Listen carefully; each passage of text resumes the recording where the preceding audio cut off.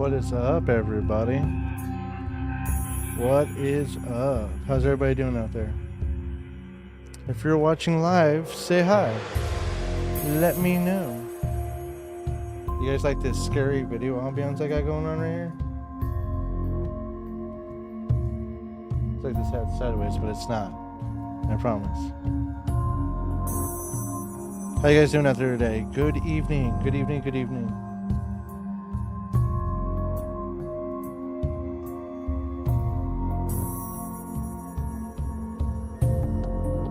I think I'm live on TikTok. I don't know. Let me know how I sound, guys. How's it look? How's it sound? How you guys doing? You guys ready for some scary videos? Supposedly scary videos?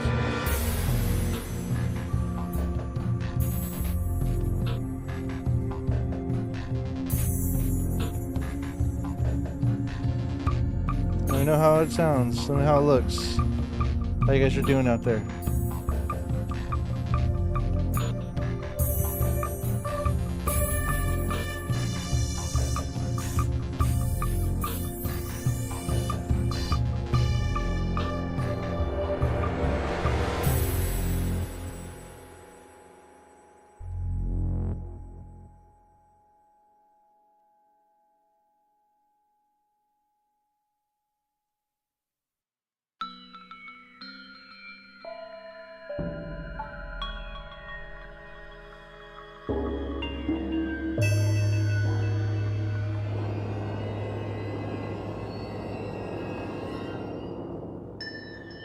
Alright, apparently TikTok only lets me stream once a week, so I don't know what's up with that. If you're watching live somewhere else, let me know. Say hi. Alright. Let's see, I want to find some scary videos. How you guys doing out there today? I hope you guys are doing good.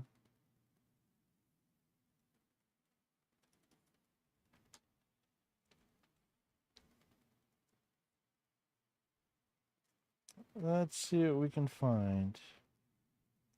I know I'm live on Twitch, Kick, YouTube, and Rumble. So if you're on any of those, say hi. If you're watching live. And if you're not watching live, say hi. Let's see.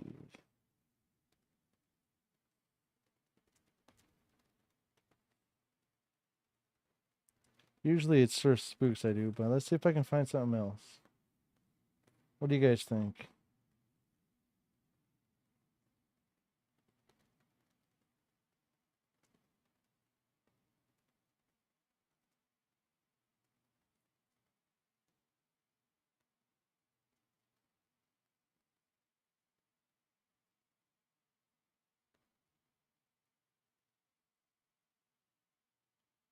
Let's see.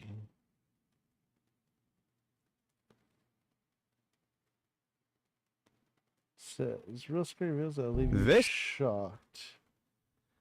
Should we try it?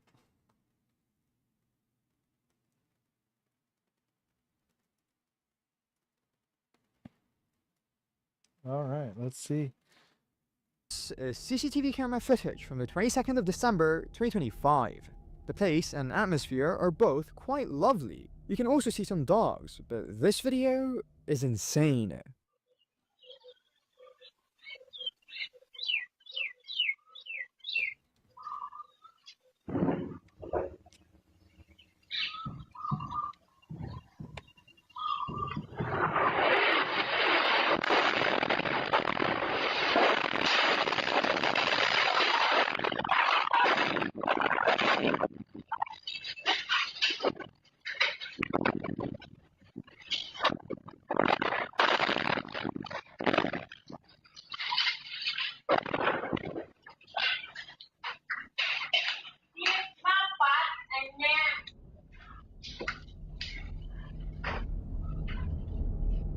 What you saw was the moment something called a BM-21 was used against Thailand. A BM-21 is a multiple launch rocket system. Those rockets fell on a village close to the border with Cambodia, where fierce fighting has Alright.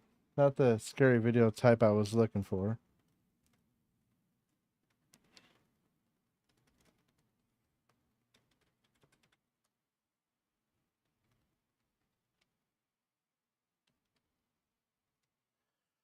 We're going to look for some scary videos.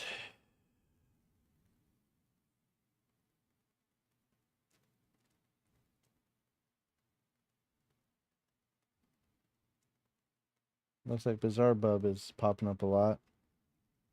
What do you guys think? Should I try Bizarre Bub?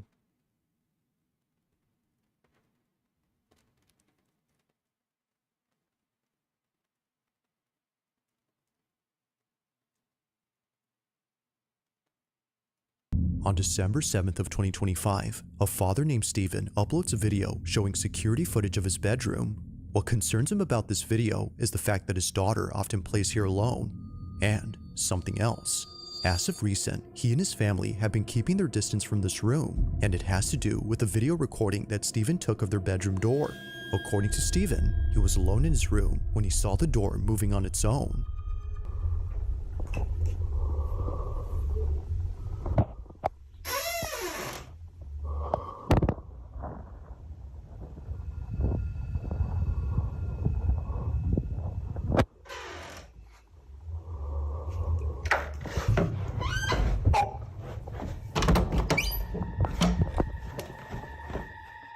In stuttering movements, the door opens and halts by itself before suddenly closing shut. But just before it closes, the lights go out. Now what makes this really unsettling is that we don't just hear the lights going off, but eerily, we see it too.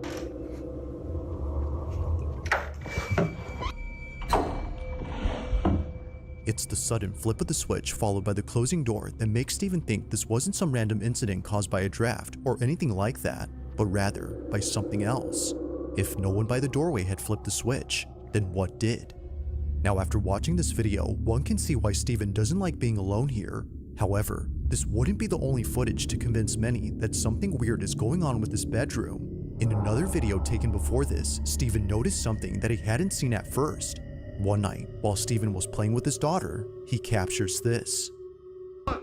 Okay. Are you sure? Yeah. Okay.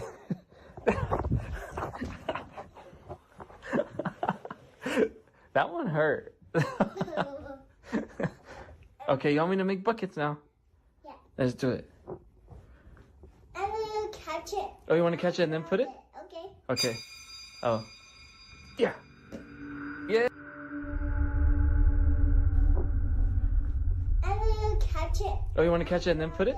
Okay. Okay. Oh. Yeah. Yeah. Yay! Yeah! Steven didn't notice it at first, but for a split second, one of the slats opens up before closing immediately. Only a single slat raises up momentarily, just enough to suggest that someone was peeking through. But that wouldn't be possible, because according to Steven, this room is on the second floor. There's no possible way somebody can just come up here and move the blinds.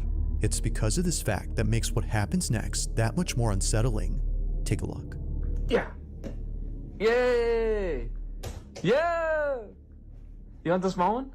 Yeah. There you go. Oh, oh, This is too sorry. small. It's too small, huh? Yeah. Oh, you got it. No, almost. I mean, you hit SpongeBob though. Yay! Last one.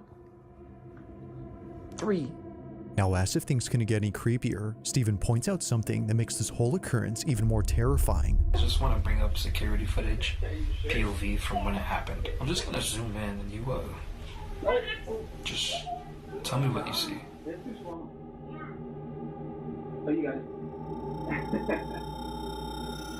There are no fingers. There are no fingers in the middle of this. Nobody's moving the blinds. It's already strange enough that the room is on the second floor. Not sure what exactly was at the window or what had switched off the Hi, lights in his Aurora. most recent video. Steven can't help but think that something paranormal had taken place. Both he and his family continue to share stories of creepy experiences they've had in this room, but so far, no new footage of anything strange has been captured. Like most videos, this one remains a mystery.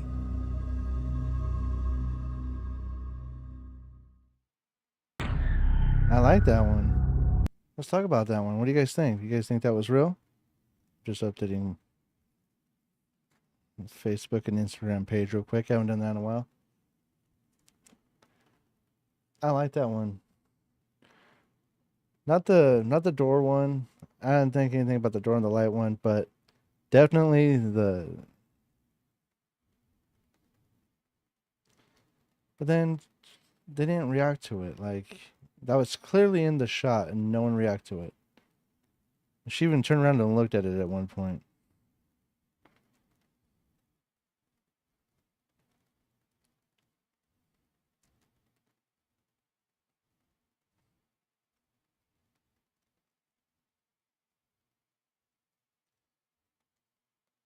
I gotta say hi to my Aurora D.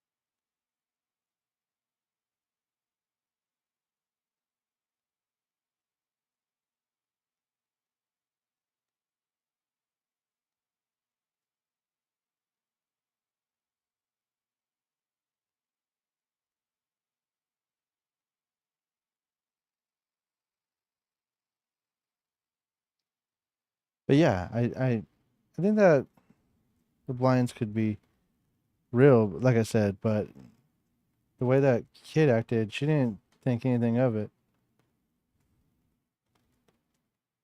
I'm just gonna update my stuff real quick, guys. No, no, no, I don't want.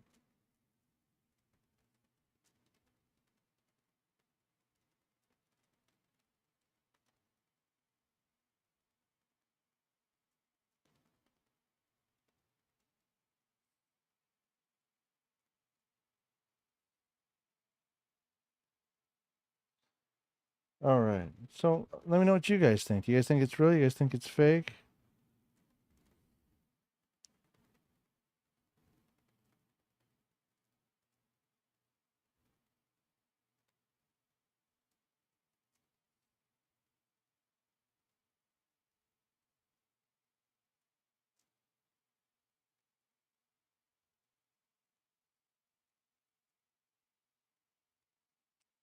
I'm gonna keep going.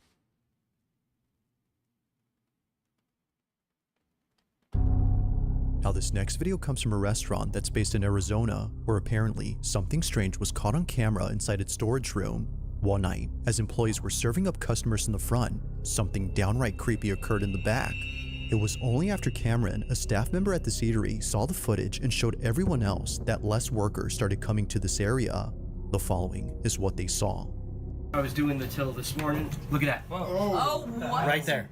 No, wait, it gets better. God. Doing the till this morning. Look at that. Whoa. Oh, what? Right there.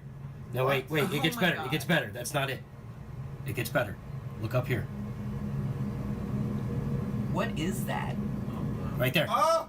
Yeah. What? Serious, bro? Yep. Remember the bar this morning, Susie? I showed you Yes. that demon rabbit from hell? No, wait. Look. Is that a face right there, guys? No, look. Oh my God! It just moved. It just moved. It literally. Watch it. Put your eyes on it. See? Ew. See? I told you. Dude, that's scary. I It's know, literally right? gone. I think it's pretty cool, actually. On the surface of this fridge, a face can be seen.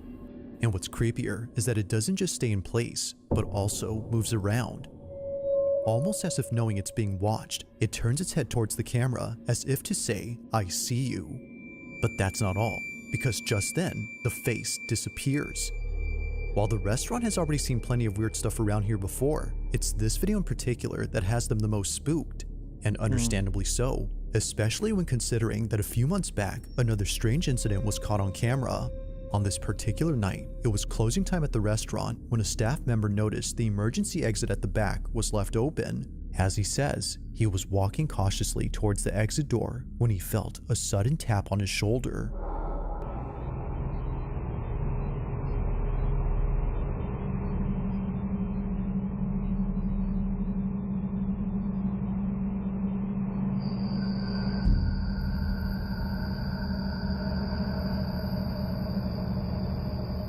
Seeing no one else around, it makes no sense for this to have appeared.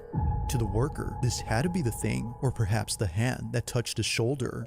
The quality of the footage makes it hard to tell, but there's no denying that something appears close to his neck before it goes away. Whatever it was, he felt it. Now the employees who've seen this cannot figure out what this was. Cameron, who shared this video, thinks there's no other explanation except for the restaurant being haunted. There have been more than a few times where something unexplainable occurred here, but despite these 2 videos and all the others, it's the following footage. If anybody knows what this restaurant is or who owns it, have them reach out to me. I would love to go there. I am in Arizona, so I would love to go there and check it out. But I don't believe it's real. I believe it's all set up. I believe it's fake. But I would love to go investigate just in case, though. Let me know your guys' thoughts. You guys think it's fake? You guys think it's real? Let me know. Rora said hi for a second and then left. Oh, wooed. All right. She shares that I think is perhaps the freakiest. It was late at night when a staff member began to record the fridge inside the storage room. According to him, he thought he saw someone's reflection in the fridge as if somebody was standing just out of view. But what's odd is that no one was in the back. Take a look.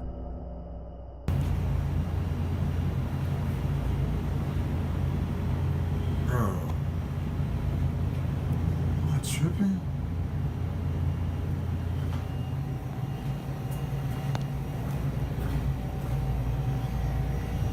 The hell is that?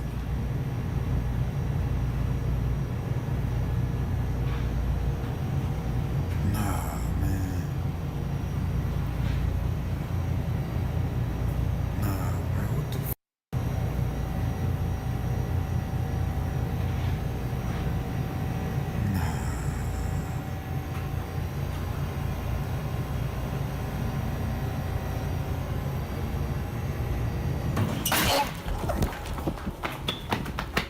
While looking at something that frankly might be due to pareidolia, this happens. A broken locker door swings open all the way. It flies open right when he gets close, despite appearing fully shut. Had he just taken a few more steps forward, things could have ended very badly for him. Luckily, that doesn't happen. But still, even with no injury sustained, the scare itself left an impact. It is weird that he thought he saw a face in the fridge, but again, it could have just been pareidolia. Yet seeing the video before where a face appears, which happens to be on the same fridge, makes you wonder if he actually saw something before. Perhaps, like the rest of the video seemed to show, it's not the whole restaurant that's haunted. Maybe it's just the kitchen area. But whether haunted or not, I'll let you come up with your own conclusions. Just what exactly is going on at this restaurant? I don't think anything's going on at that restaurant. A lot of editing, a lot of cuts. It's just. But I would still love to go there. I would love to go there. So if anybody knows where at in Arizona this is and who owns it, and if they can get a hold of me, I would love to go out there and investigate. So let me know. Or they can reach out anywhere. Here, Facebook, Instagram, Twitch, YouTube's. Have them reach out. Let's continue. And again, I always want your guys' opinions on anything, on any video I do. Whether it's ghosts, aliens, Bigfoot, Mothman, whatever comes up in these scary videos. I want your guys' opinions. Joey Wilson is a father who lives in Sacramento, California, where he and his family have been happily living for the past few years, but not everything has been entirely pleasant at home. Things between him and a quote-unquote neighbor have gotten very strange. According to Joey, there's an old lady who keeps peeking at him through his bushes in the backyard. She often appears in this area, just staring at him from a distance. Now, he's already called police to remove this person from his property, as he believes it could have been an elderly person who was lost and confused. But when police came, they couldn't find anyone, let alone any traces of a person who was hiding. If no one was there, then how is it that Joey was able to record a face hiding in the bushes? Take a look. She's back in here trying to fucking find a way into my...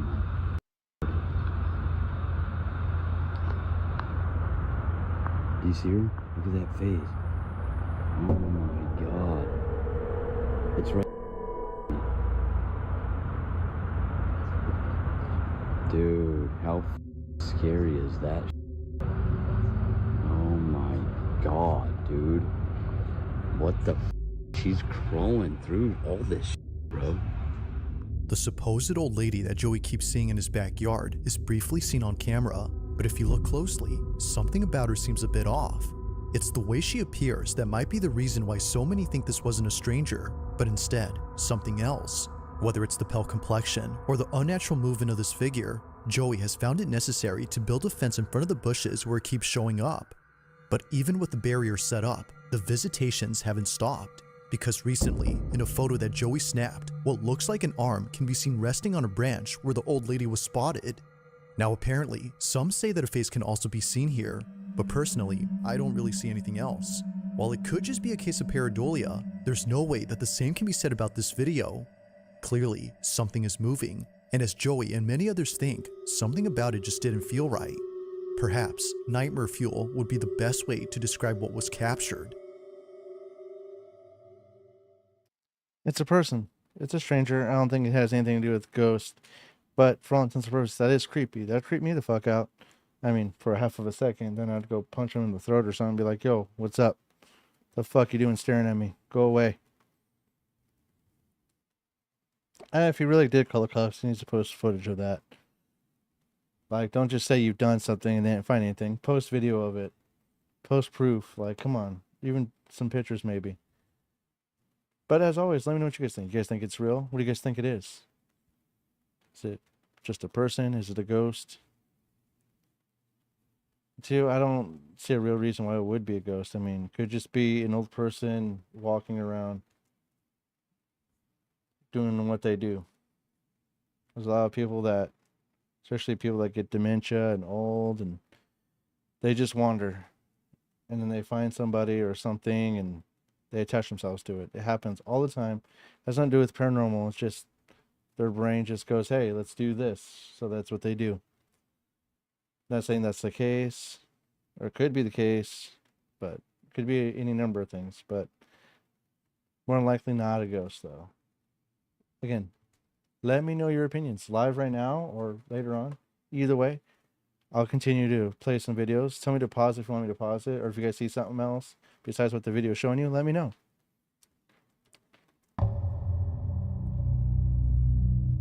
Recorded in March of 2023, footage of a house undergoing construction was shared online after something in it happened that terrified the person who caught this. That person is known as Deaf Paddler, and if you couldn't guess by his nickname, he was born deaf. Now, even though he's unable to hear, he's still able to work. And by work, I mean work. One look at his social media, and you'll find videos of him either building a kayak from scratch or working on a property undergoing major construction. But if you keep looking, you'll find a video that's entirely different from the rest. On March 10th of 2023, Deaf Paddler uploads a video describing a property he's currently remodeling. Although no words are said, you can tell that he's freaked out.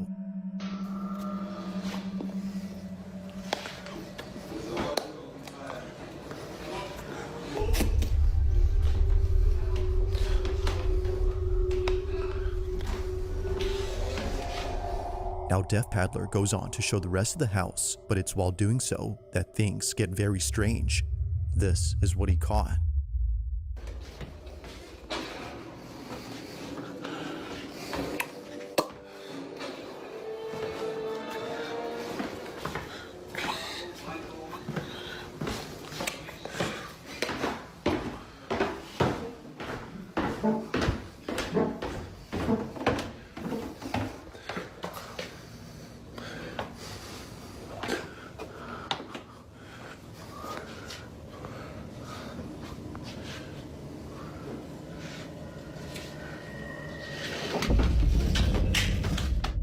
recording in the basement, a chair suddenly moves forward.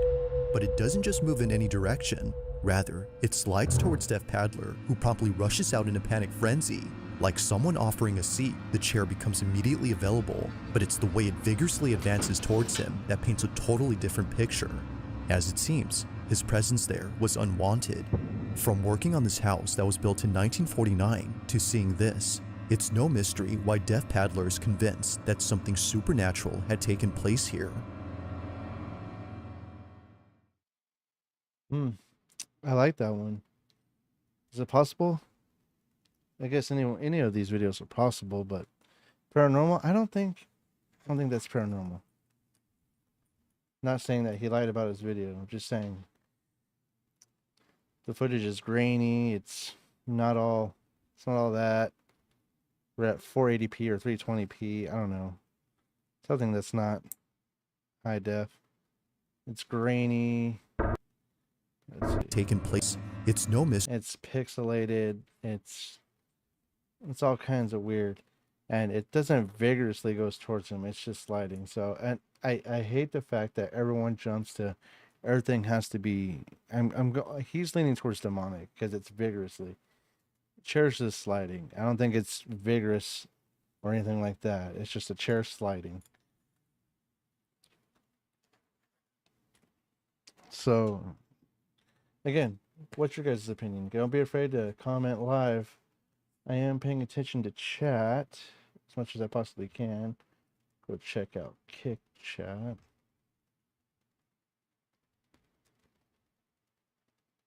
And then I'll keep going. Let me know if you guys like this. Why Deaf Paddler is convinced that something supernatural had taken place here.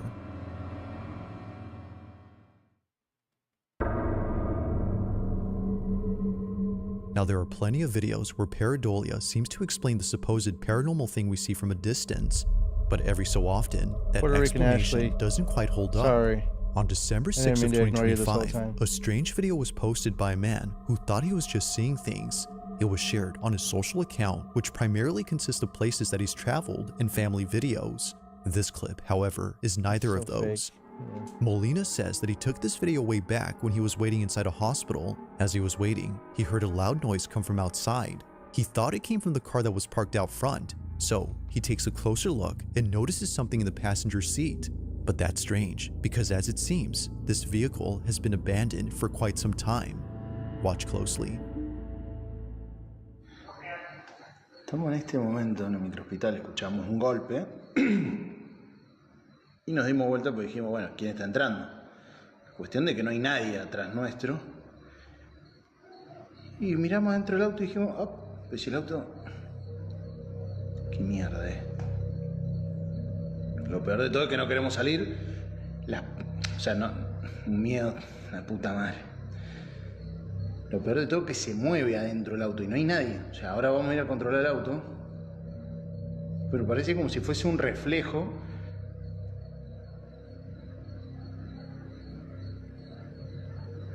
La puta madre.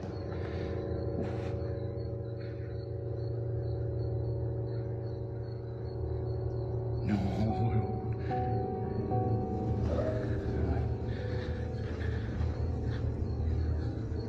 Ya, salimos rápido para que vean que no es mentira. Mamá, la piel de gallina, hermano. Piel de gallina. Cagazo.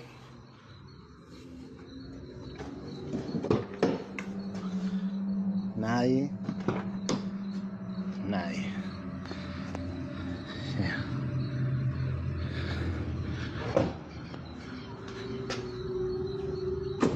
Oh.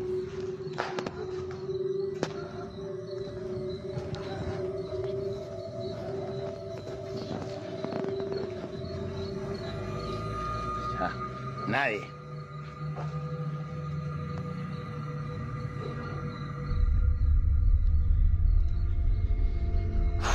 Un montón. Es un montón. Mierda.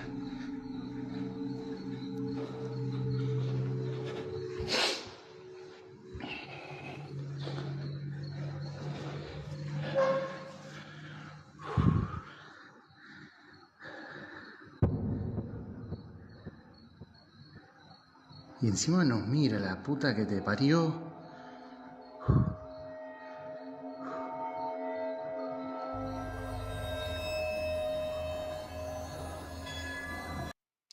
All right. So, Puerto Rican Ashley. Sorry. My multi-chat only shows me a limited amount of chats, apparently. So I'm paying attention to chat on Kick now, so I apologize for ignoring you this whole time. Yes, that was an AZ, and yes, that was so fake.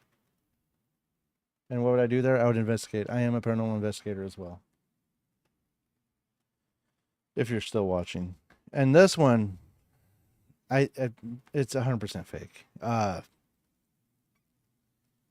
can probably rewind it and go frame by frame and find a cut. Like when he looks at his arms for his goosebumps and stuff. And this looks like it's more of a reflection like right now, but it only shows itself when he's far away. There's no reason for any ghost to do that. I mean, you could, like, I've chased stuff, but it didn't just, appear far away. After I got closer and closer to it, it disappeared, but it didn't reappear when I walked away. I mean, it takes a lot of energy to do anything like that, but again, I didn't think anything of it at the time. I didn't think anything was like bad. But this, I'm pretty sure is 100% fake. I mean, there's no reason for a ghost, or even worse, to show itself, disappear when you get close, and then appear when you get far away at the same exact camera angles and stuff. That just doesn't make any sense. Again, let me know what you guys think. I'm going to keep going. And Puerto Rican Ashley, again, I'm sorry. Hopefully you're still watching. I'll send a message on there too. Oops. Dropped my phone.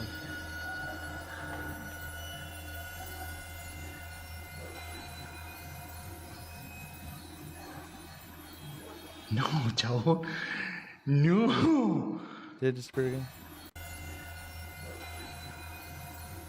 And why is it always to the right? Or technically the left? No, chavo. No.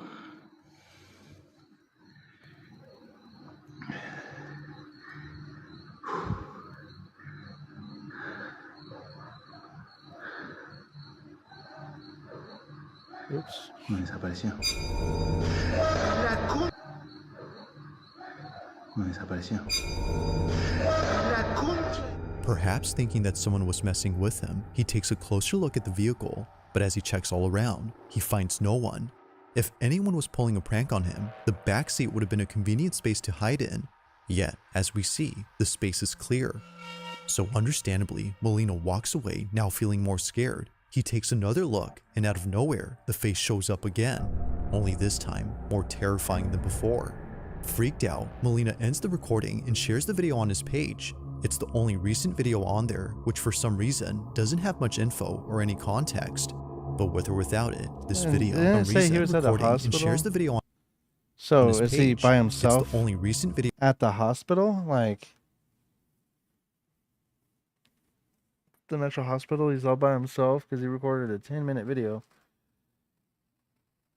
And no one walked in or out. No one was there. I mean, it looks like a commercial building, but it could be an apartment building. Because if you can tell, it's got the same floors as an apartment room and that. Let me know what you guys think. I want your guys' opinion. Tell me to stop if you need me to stop. Again, Puerto Rican Ashley, if you're still watching, I'm sorry. See if I can message her. Let's continue on. there, which for some reason doesn't have much info or any context. But with or without it, this video is still pretty creepy. As with all videos, let me know your thoughts on this one. Yeah, let me know your thoughts. If you caught something creepy on camera, or if there's any ghost videos you'd like me to check out and include in the next compilation, you can send them over to scaryvideos444@gmail.com. That being said, let's get back to the video. In the Number following video, a one. man named May Rosette moves into a new apartment, unaware that his first night staying there would be a terrifying experience. In July of 2023, Rosette makes a video after multiple nights of seeing and hearing things in his new place. It's become so frequent that he felt the need to document what was happening. Maybe, as he believes, people would offer advice on how to stop the strange activity if they saw it. So, he begins to record. Okay, so this is my apartment, guys. So I moved here in around July, and at least I think around it was like last week I moved in, and half of his face, but it looked like white ghostly. I don't know what it is, but very weird. It was very weird. But then all of a sudden, it's just crazy. Oh snap! What the heck? What the heck? Hello?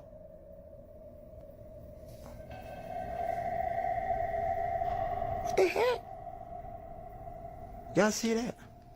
Man, that thing drove by itself, and there's no wind drag or nothing. Look at the fan. Look at that fan. The fan working. What the heck? Y'all saw that, right? This is what I'm talking about. It's doing it by itself. Nobody in there. The frick is wrong with this? And to me, sometimes, I ain't gonna lie, but the air ain't on. And it usually come on. But goodness gracious, that was just weird. But this is what I'm talking about. And then 2 days ago, I decided, because I didn't get no videos from last week.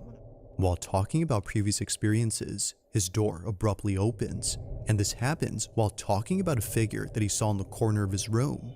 Whether a coincidence or not, he was still spooked, as there was no way that his door could have opened unless there was a draft caused by a ceiling fan, but as he shows us, it's off. While it could be the case that he actually caught something paranormal, it's still not strong enough to support his claims that his place is extremely haunted as he says it is. But one night, he captures this. After setting up a camera pointing at his hallway, Rosette records something overnight that completely shakes him up. Suffice to say, staying here was no longer an option for him. Take a look.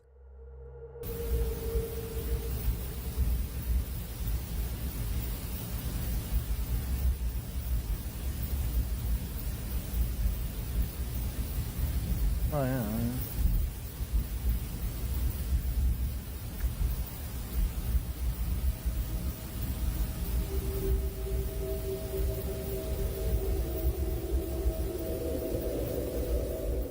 Now it's hard to see at first, but if you look closely, you can see something moving in the dark. It appears on the right side of the apartment, almost as a white speck. It's there, but then moments later, it's not. Here's a side-by-side comparison to see the difference. Looking at both images, it seems that someone, or something, had been inside Rosette's place.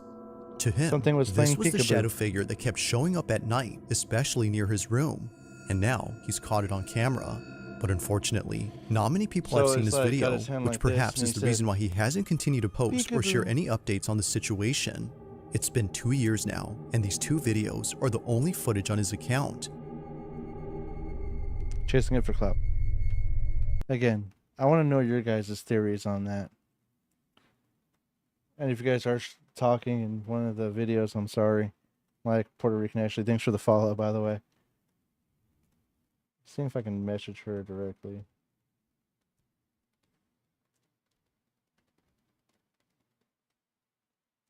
I'll have to do that later.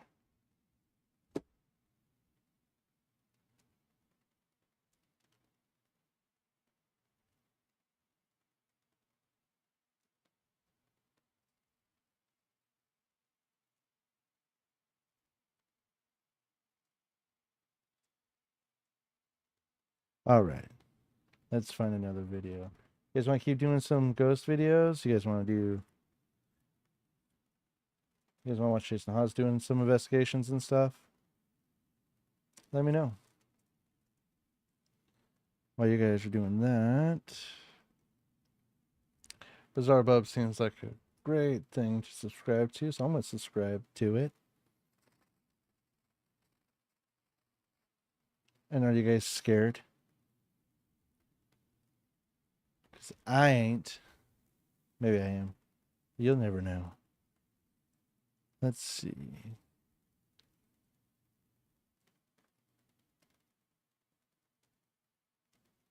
A month ago? Let's do some more bizarre. On November 14 of 2025, a small family rents out an Airbnb for a few days, unaware that they would encounter something very unsettling while staying there. They had booked the place in advance for an upcoming wedding that was out of town, so staying here made sense. But one night, after coming back from walking their dog, this happens. We were just out walking my dog, and when we came in, we heard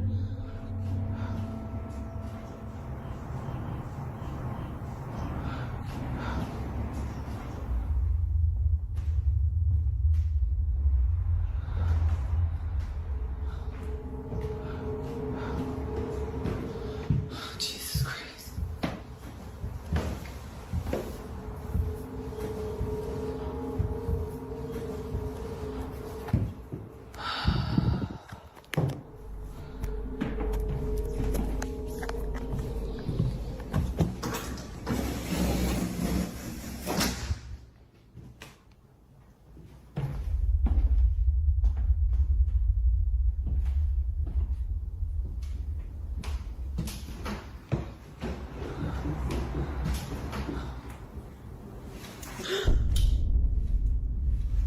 Grinch! Somehow, the leash on her dog's collar suddenly jolts up in a quick motion before wrapping itself around her dog. It just flings up as if someone had chucked it upwards, but clearly, no one is seen on the stairs to have done that, which is very odd considering that just moments ago this was heard. Now Sydney, who recorded this video, was just as baffled as the Airbnb host who received this video from her. But this wouldn't be the only video she sends, because the next day, while placing the leash on the stairs to see if it would jump again, this is captured. Okay, so this is the leash.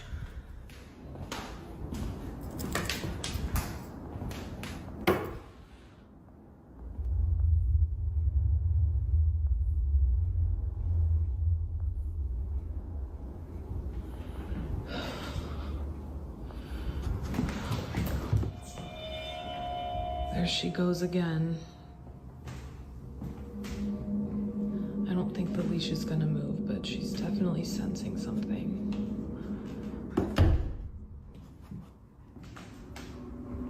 Every single day. Although the leash doesn't move this time, her dog goes ahead and does this. For some reason, it's at the same time the leash is on the steps that her dog begins to search for something. But like before, nothing appears to be there. Sydney even checks the rug to see if anything on or under it was making her dog behave this way. But still, nothing. However, there's something in this video that's worth pointing out, and it's a detail that appears in other videos that Sydney recorded of her dog. Watch closely. So I wanted to show you guys some footage of my dog with these stairs. So here's another clip that I got of her doing it, walk over and see her, and she was so locked into this.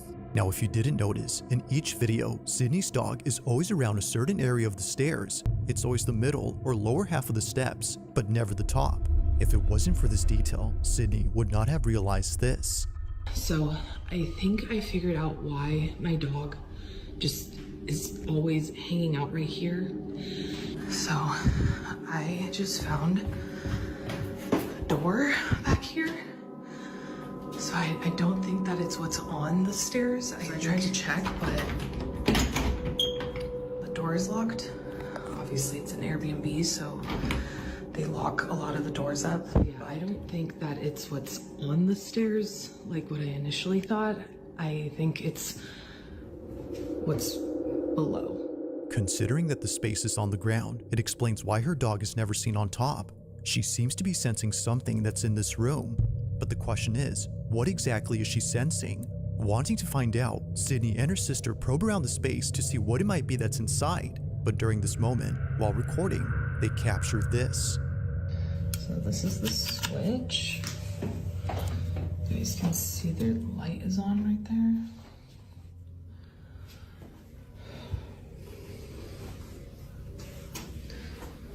I wonder if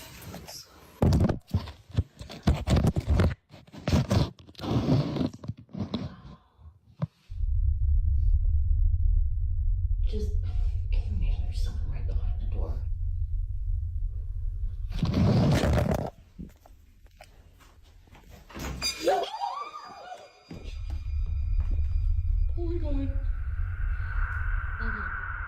Almost immediately after Sydney pulls out her phone, the doorknob suddenly turns. Although no one was seen on the other side, the door handle moves as if held from the other end. Now Sydney was under the impression that a person had turned the knob, so they reach out to the Airbnb host and ask if anyone else is renting the place. Sent the video to the landlord of the Airbnb, and hold on, let me turn asking, like, hey, is there someone else renting it out as well as us or what? Because basically he was like, no, you guys are the only ones that are in the Airbnb right now, like booked out for the week. After finding out that no one else is inside, Sydney concludes that what happened that night wasn't a case of someone co-renting the house, but rather another paranormal occurrence. To her, this is much preferable over having a stranger inside the house. But despite being at ease now, knowing that it's not a person, the doorknob incident still baffles her. This is so, especially given that it still moves now and then.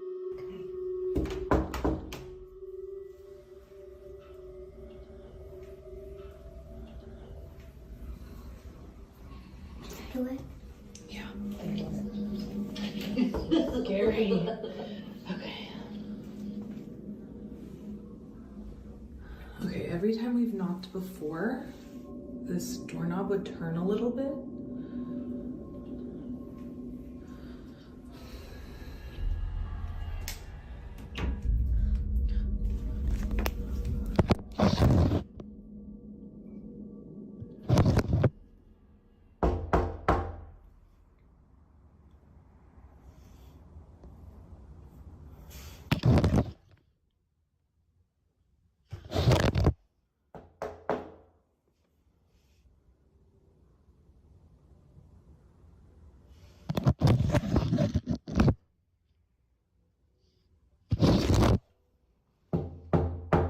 What is this, some science bullshit? It's gonna have some fingers come out from underneath the door?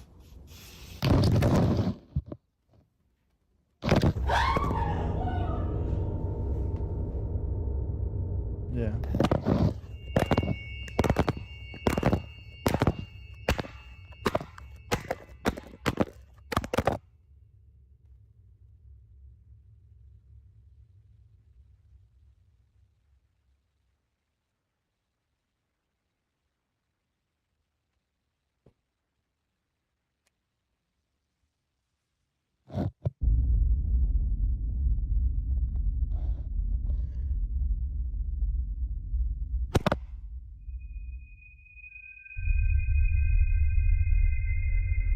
As it turns out, this room was actually a basement. Out of nowhere, the phone gets yanked inside before tumbling down the steps and landing on its face. But it's before it tumbles that something weird happens. If you didn't notice, the phone moves on its own again before falling down. But of course, the strangest part is when the phone somehow lifts itself. Neither Sydney nor the Airbnb host could explain this. It just rises up before falling back with no footsteps around to suggest that someone was there. It's no wonder why many see this as being paranormal. To Sydney and her sister, that's exactly the case. Whatever had been inside did not seem to like their intrusion, from the leash moving on its own to the phone being pulled inside. It currently remains unknown as to what exactly occurred here, but as with all videos, you be the judge on whether or not something. So a lot's happening in this one thing he does. Ugh. Lots of breakdown. Dog, it can be sensing just about anything. My theory is that there was probably someone down there. There's got to be another way into the basement. Someone pulled that phone, dropped it down, picked it back up, and then dropped it again. I mean, that's, you know, Scary Movie 101. I mean, I may be wrong. You guys let me know what you guys think.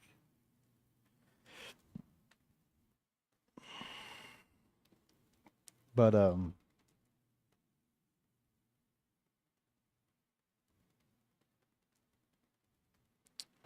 yeah, I think this thing is fake. It's an Airbnb house. They probably already knew about, if it is real, they probably already knew about the haunting. But it's probably just someone, probably another way into the basement, or probably someone that goes down there when they're not there. but I'm pretty sure it was set up. I mean, come on. That phone would have been recording all night long until it died. They probably caught something. Like someone walking away from it or something. I don't know. I just felt like it was more of a horror movie than anything paranormal. As for the stuff moving, window was open, could have been the wind. The leash didn't really make sense to me because they got thrown up. The dog didn't react to the leash until it landed on him. I don't know. Everything just seemed weird and off, and them playing, I mean, they can show these videos without any horror music and be a lot better. But they always add the scary sounds, the scary ambiance, the infrasound. It's designed to get your heart racing. Infrasound is just sound at a certain decibels and wavelengths that induces your heart to start pumping more to get you more scared. So the infrasound is what gets you to start getting goosebumps in movies, and it's heavily used in movies like The Exorcist and stuff. So, and then YouTubers are now using it for their videos, and that's why they always had the scary sound effects, the scary ambiance, the infrasound. It's just to get your heart racing, to get you more scared at pretty much basically nothing. Again, I want to know your guys' thoughts. Supernatural took place. As always, let me know your thoughts on this one. Fake. That's my thought.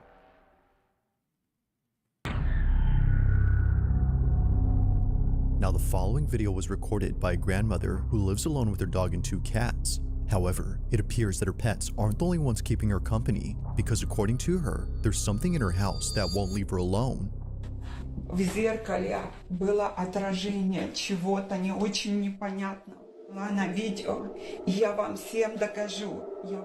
According to Polina, last night she recorded a video of something that appeared in her bedroom. It showed up in the same spot where it often appears, around the mirror.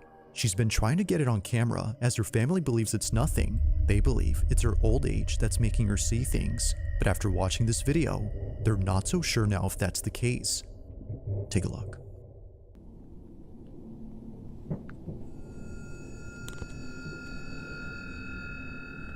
Уходи отсюда. Я тебя не боюсь. Уходи отсюда. Уходи из моего дома. Уходи. Я тебя не боюсь.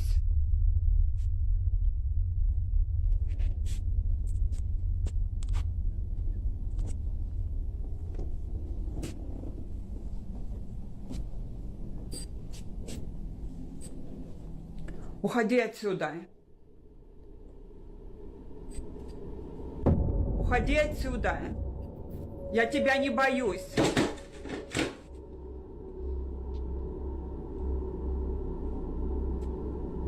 Уходи. Уходи, я сказала. Уходи отсюда. Уходи. Я тебя не боюсь. After Polina realizes that what she'd seen wasn't there, she catches sight of this, a dangling ornament beneath the lamp, moving on its own. However, it wasn't just swaying back and forth as one would expect. It was curving upwards in a strange manner that neither a draft or wind current could cause. Now, whatever happened that night is something that remains uncertain. In either case, whether paranormal or not, just seeing this out of nowhere is unsettling. But one night, Polina decides to record again because apparently she saw the same figure hiding inside her fireplace. Take a look.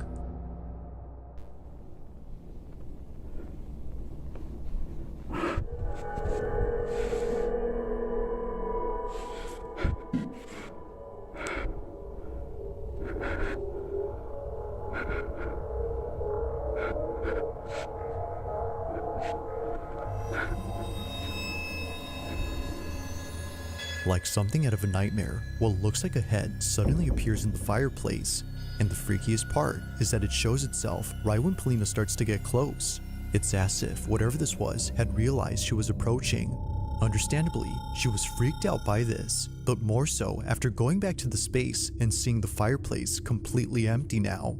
Like before, what she saw initially is now gone. Now currently, no new videos have been shared by Polina, whether supernatural or something else. These two clips are without a doubt pretty terrifying.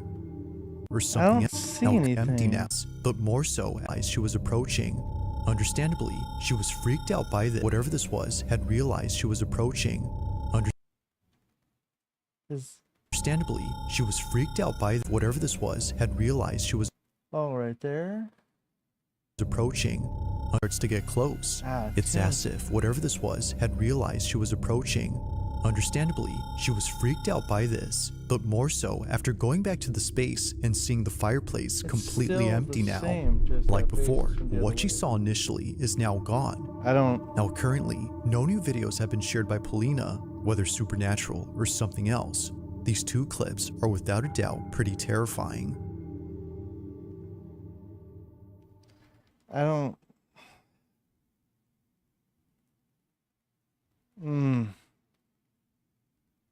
think.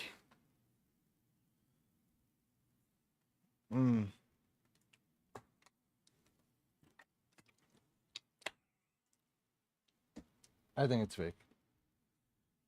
Like I do most things. Let me know what you guys think, though. It could be real, but I don't know. I want your guys' opinion, though. So if you are watching live, don't be afraid to say hi.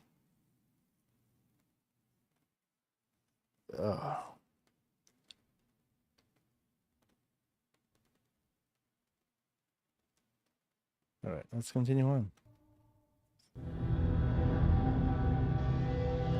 Now the following video comes from a young mother named Akina, and ever since having her first child, she's been posting numerous videos of her baby boy.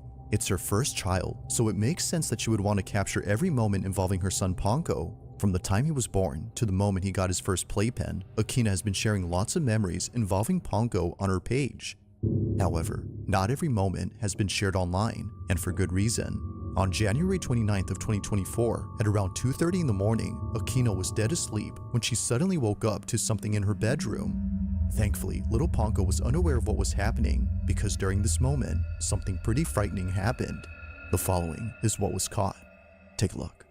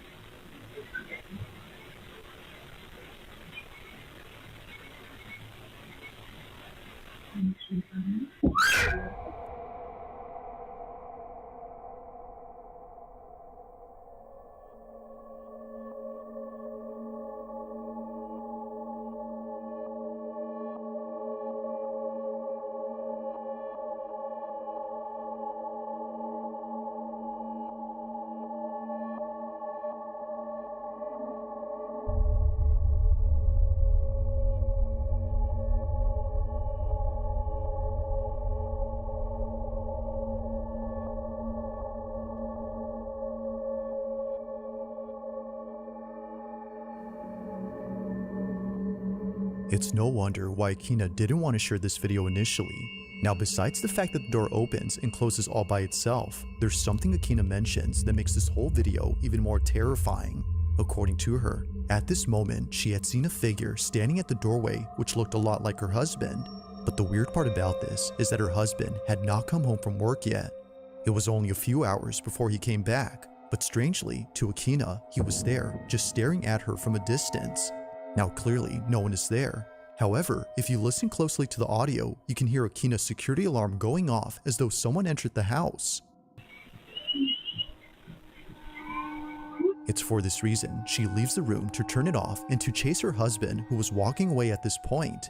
But it's from this moment that things start to get creepier, because not long after, Akina acts strange. From standing motionless at the door to quickly coming in and sitting down in a rigid manner, it's almost as if Akina was someone else.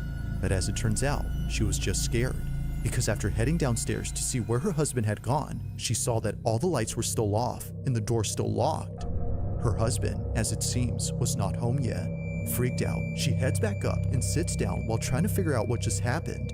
If he wasn't home, then who was? She continues to replay this moment in her head despite occurring a while ago, but until it's figured out what happened, she'll continue to keep this video up on her page while sharing more videos of her son. For now, this occurrence remains a mystery. Well, there's a lot to take in. I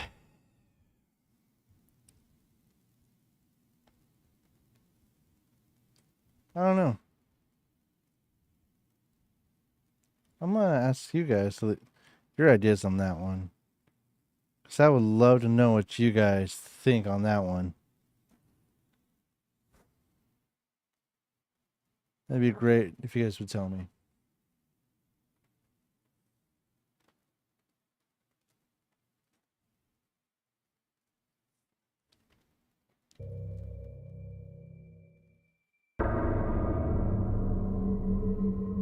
In this next video, a mother had recently shared a clip that freaked her out after noticing what was in it. One day, while looking at her security cameras, Adrian Dakota notices something inside her living room, but more specifically, around her child's playpen. She wasn't sure as to what she was seeing, so she zooms in and replays the video to check. It goes without saying, but what she saw continues to keep her up at night. Now, it's important to note that before this incident, Adrian had already been documenting strange things around her house, and for some reason, these occurrences had something to do with her children's toys.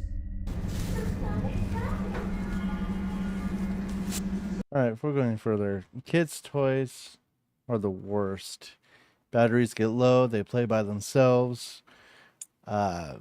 Switches and buttons get worn in. Things just start falling apart and it plays by themselves. Happens all the time to every single person. It does not mean it's paranormal. And it sucks. And even new age toys, most of them are Bluetooth now, or record everything, or record sound, and it sucks. I mean, it's great stuff. It's good toys, but it sucks because when they start to malfunction, they do this shit randomly, and it makes it feel like that your house is haunted. When really, it's just batteries are dying, it needs to be recharged, batteries need to be replaced, buttons, wires, whatever, cords, they get damaged, and it's very easy to damage stuff these days. And it can make it go off at any time, which really sucks. It does. It could be freaky, especially if you're at home, you're thinking no one's there, your toys start going off by themselves. It's a frightening thing. But that's why when people do kids' toys, I'm like, don't look too much into it, because it could be a number of things with kids' toys. And we haven't even got to the main part for this video yet. So I want to know your guys' theories. If you guys are watching live, say hi. I'm waiting. I'm watching chat on Kick now on my phone. So, Puerto Rican Ashley, still waiting for you to reply.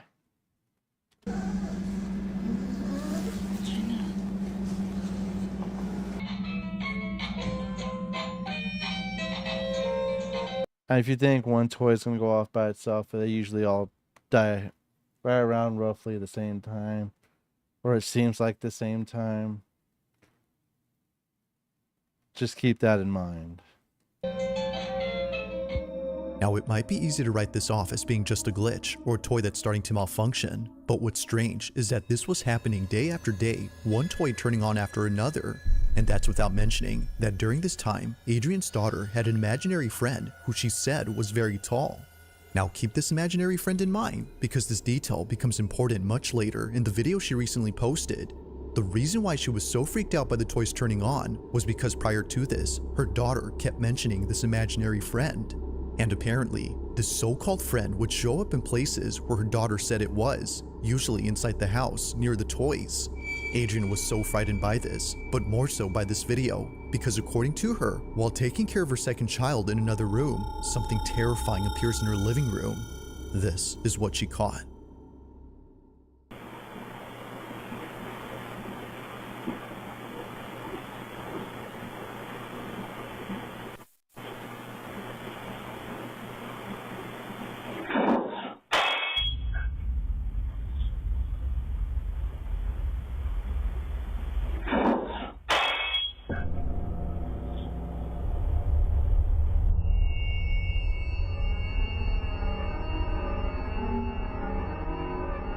To Adrian, it appears that someone or something peeks out from behind her baby's playpen. Thankfully, her child wasn't in there during this moment, but strangely, even though no baby was occupying it, the figure itself looks like one. Whether it's just pareidolia or not, it's obvious that something is there. Considering that a bowl just fell off the shelf with no apparent cause, Adrian can't help but wonder if whatever this was had been responsible for the other occurrences before. It is strange how each occurrence involves been responsible for the That's clearly a dog. There's its nose, its snout, its ears. It's a dog. It's a dog. Or a cat. It's a dog or a cat. It's a dog cat. No, it's a dog or a cat. other occurrences before. It is strange how each occurrence involves one of her children's things. Whether it's their toys or their small play enclosure, something unexplainable happens around them. This, of course, brings up the question, could this have been the supposed imaginary friend her daughter had previously mentioned? Or might this be something else entirely?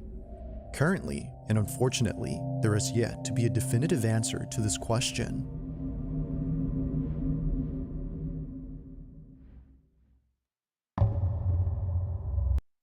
As for the dish flying off the shelf, I don't think that's paranormal. But that was a dog. Or a cat. That was an animal. Clearly, it's some kind of animal she forgot about. You just said, guys.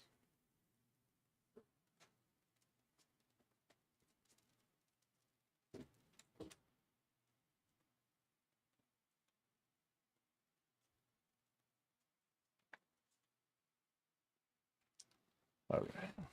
I'm back, guys. Anyways, that's definitely some kind of animal. What do you guys think? Now, the following video was submitted to me by Ariane B, who writes that she took this video during a school field trip to the Philippines.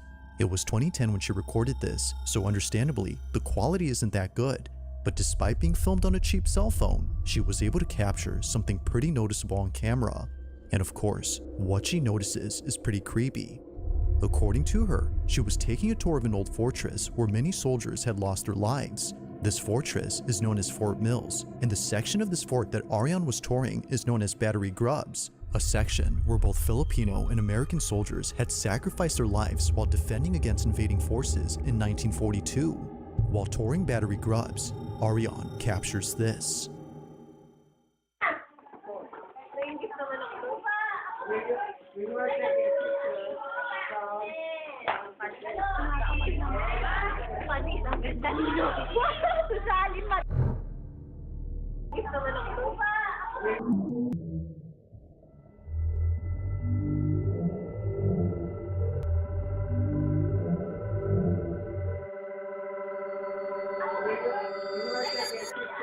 Someone on the second floor? Now, it's been 15 years since this video was taken, and Ariane hadn't realized what was captured until rewatching this footage recently. On the upper level of this barrack, there appears to be something moving, but it doesn't look like a tourist who is just wandering. Rather, it looks like a moving blurb that disappears in an instant. Now, of course, given the camera's low quality, this might have just been a camera artifact, or in other words, a visual glitch. But it's worth noting that this only appears once throughout the entire video. Never again do we see anything like this afterward, suggesting that maybe this wasn't the camera acting up, but instead something that was actually there. As Ariane believes, this blurb was most likely the spirit of one of the soldiers who passed away during battle here. Perhaps this is them still living out the same scenario that played out during 1942, unaware that they're no longer alive. It's a sad thought, but nevertheless, this footage creeps out Ariane. So then, just what exactly was caught on camera at this fort? If you caught... Listen, like I said, that's probably just a camera glitch, or it's someone just up there that turned. Like, just to get up, you know, turn fast. Got out of frame. Just boop.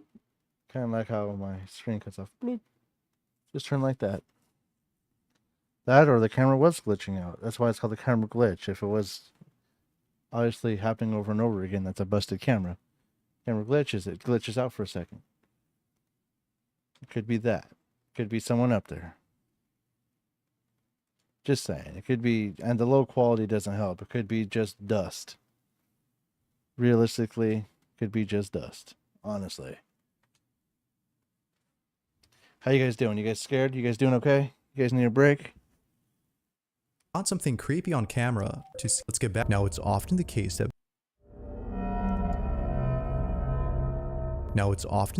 videos on the paranormal take place inside a home. It's usually the setting that makes small disturbances feel twice as scary, but the same can be said for any place. The reason why, I want to stop right here. The reason why it feels so scary when it's a home, especially your home, especially your home, it's because your home is supposed to feel like security. It's supposed to be your place you can go to be safe. So when stuff that you're taught doesn't exist that happens, or, you know, it freaks you out, it makes you want to move, makes you want to get the hell out of there. Your fight or flight kicks in, and usually it's flight, and you get the hell out. That's the reason why it feels so much scarier when it's in a home, or in your home, or anybody's home. And watching it, you had that same feeling like, hey, this could be me in my house. It's not usually. Been on investigations. It's a lot of waiting, and I've been on, I've been on some sites multiple times, so many times, because a lot of stuff just doesn't happen. Even when you ask it to, even when you provoke it, even if you ask for it, nothing usually happens. It takes a long time usually to catch one little itty bitty thing. So I'm not saying all ghost videos are fake. It's just the amount of activity in some of these videos is just astonishing, for the simple fact of, oh, this is haunted. It happens every day, every 6 minutes, every hour on the hour. I mean, there's different types of hauntings that can explain that, but it's just, it seems like the more these videos progress, oh, the next day it got worse, next day it got worse. It's more and more keeps happening. It's not realistic, because you can go days, weeks, months, even years without any one thing happening, and then one small thing happens, or maybe a big thing happens, and then nothing happens again. Nothing big happens again for a long time. So watching these videos, it's crazy to me, who done so many investigations and have been some pretty haunted places, supposedly. And it has been to some haunted places where I've personally seen some stuff and been through some stuff. If you want those stories, let me know. We'll have a story time.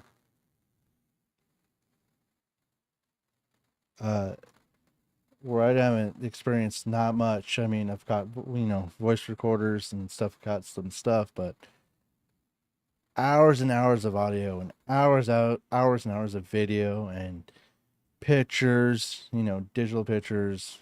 I had, film pictures. I've had, all kinds of stuff through the years. So I've been investigating since I've been 13 years old. Long time. And it's irritating to me to see all these people just have all these experiences where I am over here trying to get, something to happen, and it doesn't really happen. And I'm more mainly here to help people rather than just go in and prove a haunting. I'm here to, you know, see what's really going down, why there's knocks, why there's, you know, creaks and bumps and, you know, creepy stuff in the night. If there is any creepy stuff in the night, could be pipes, could be the wood, could be metal, you know, in different temperatures, could be a vacuum situation with, you know, windows and doors and windows and everything else in between. It's just, you got to take everything into consideration when it comes to doing stuff like that. Temperature, hot, cold, warm, pipes, AC, heat, everything goes into account when stuff goes bump and stuff starts opening. Wood swells and, you know, in different temperatures and humidities and stuff like that. So it just, you got to break it all down, not just, oh, my door opened by itself. Well, what happened? Was the AC kicking on? Was the heat kicking on? Was there another door on the other side? Like, this side of the room has this door, this side of the room has this door. If this door opens, this door closes, or vice versa, or whatever. You know, it's a vacuum situation. And then people that see videos, especially sketchy ones like the ones you just saw, or pixelated ones like most of these are, it's just your brain is wired to see familiar stuff. It doesn't like nothing. It has to see something familiar. So when you see faces in like mirrors or windows or doors that are pixelated or have fingerprints on them, or your brain wants something to be there, so it has something. It appears to you. Not saying that there's something wrong with you. It's just your brain is hardwired to see stuff. Your brain hates not seeing stuff. That's why you can't see your nose, because it's there the whole time. And unless you think about it or look at it cross-eyed, your brain completely blocks it out because it doesn't want to look at your nose. It wants to see everything in front of you with a clear picture. Just throwing, you know, this out there for you guys. Let's continue. Where something that shouldn't occur happens. Such is the case in this next video, where a group of Philippine students had caught something on camera inside an empty restroom. But as you'll see, it definitely wasn't. Take a look. I have so many questions right at the back. Why is the lights off in a restroom?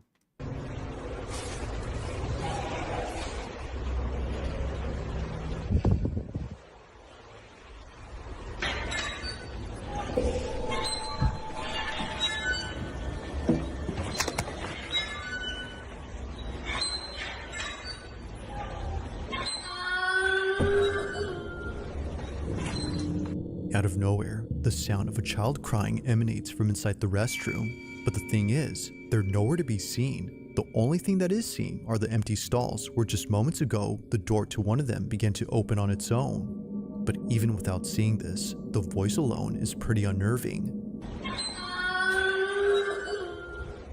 It's enough to make anyone just run away. Although I think it's not real, that is very creepy, and that's why we're watching scary videos. See if you can get scared. Now, very little info is available on this clip, but what was captured is just one instance of something supernatural that occurred here. This school is said to be haunted. So then, was a ghost caught on camera, or had something else been captured? This is a school. Why are the lights off in the school bathroom? Come on. Thanks for watching. I don't know. You guys let me know. I know it was a scary video. There's some scary videos in there, so I applaud him for keeping it actually scary. But at the same time, I don't know. Most of that seemed fake to me.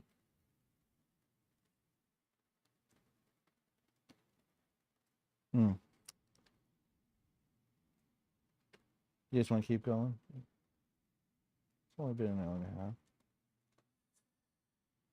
half. Let's see.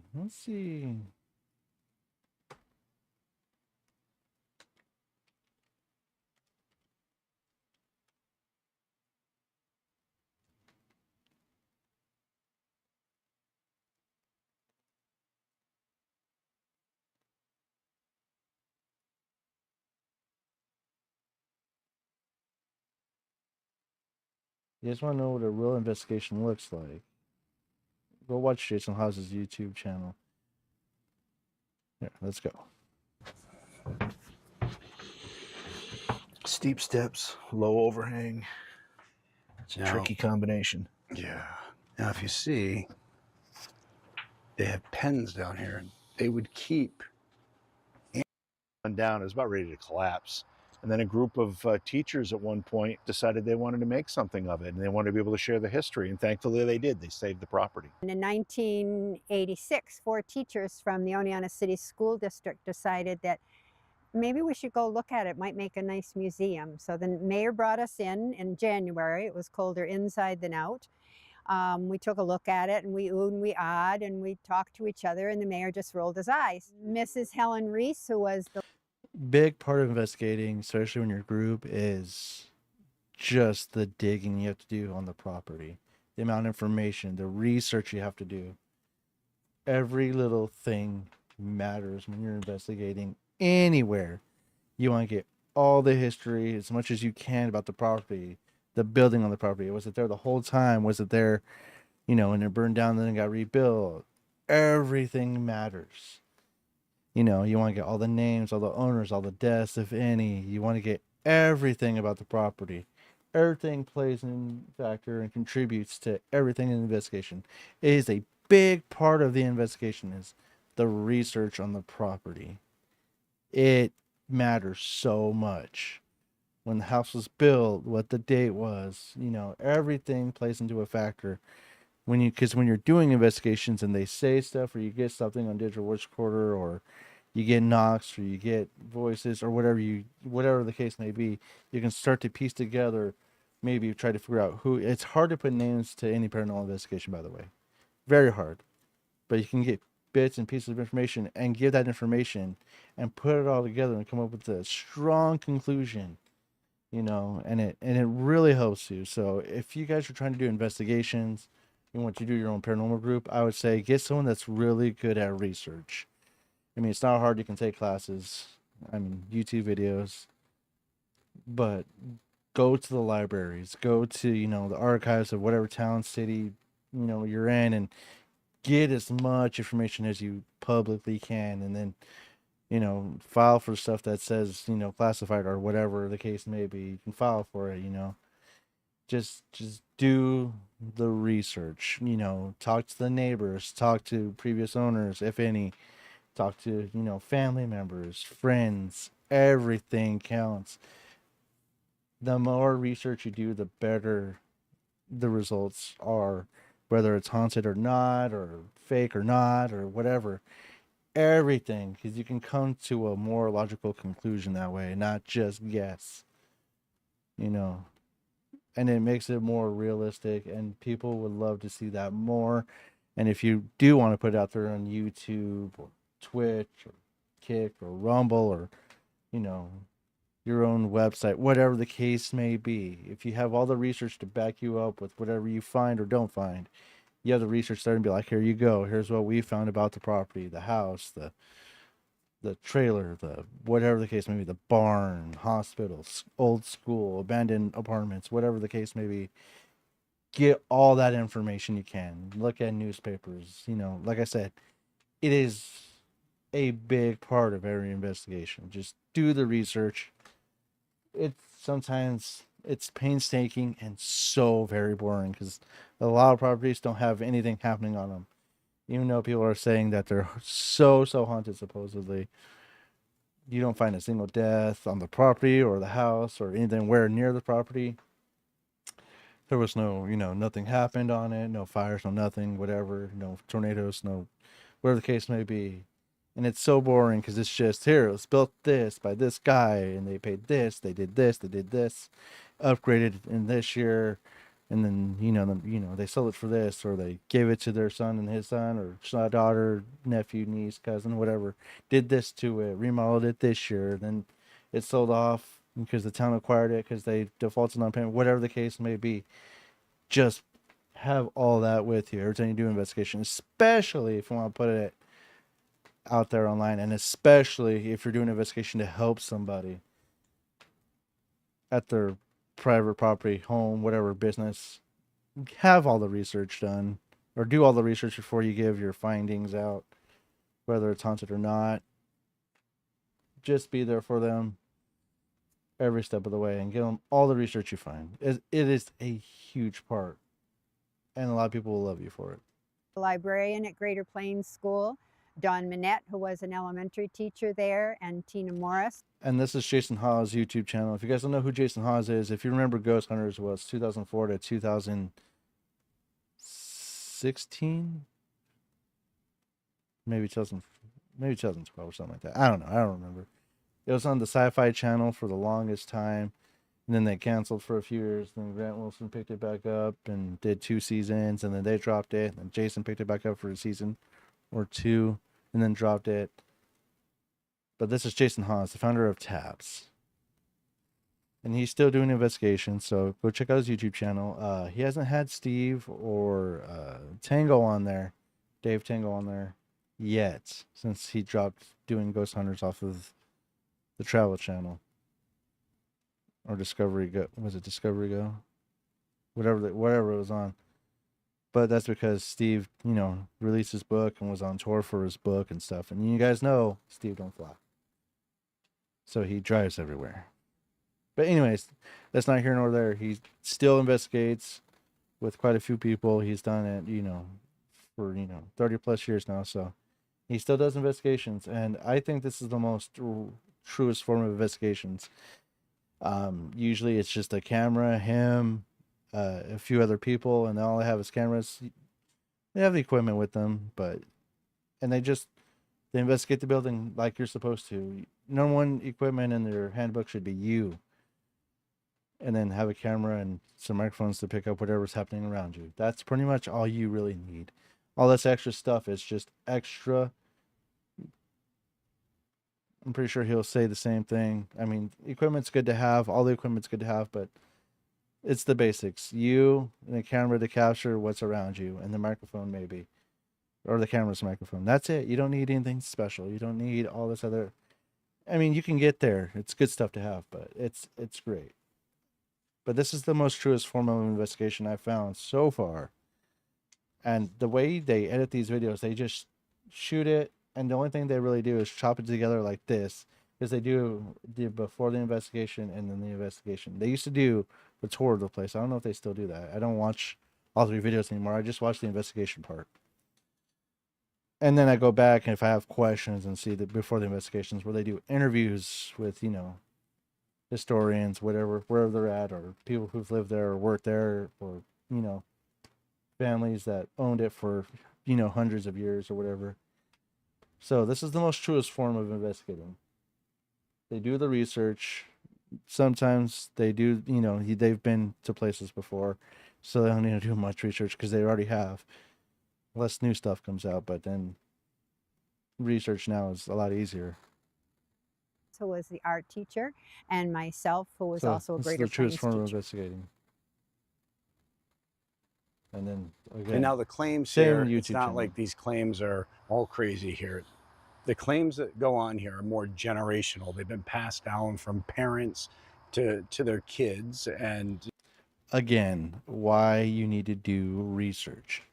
just told about walking by here, seeing people in the windows, seeing people walking by the windows when nobody was here, strange things like strange lights, even though, and you got to wonder, because strange lights, is it candle lights? Because there was no electricity in this Never house. had electricity when people were No. living here. It pretty much just got it, Yeah. within like the last 20 years. They've been trying to fix it up.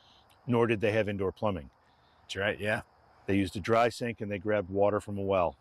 They So- lived primitively right up until the last Wilcox family member died in 1970, I believe it was. And at that point, still no electricity, no running water.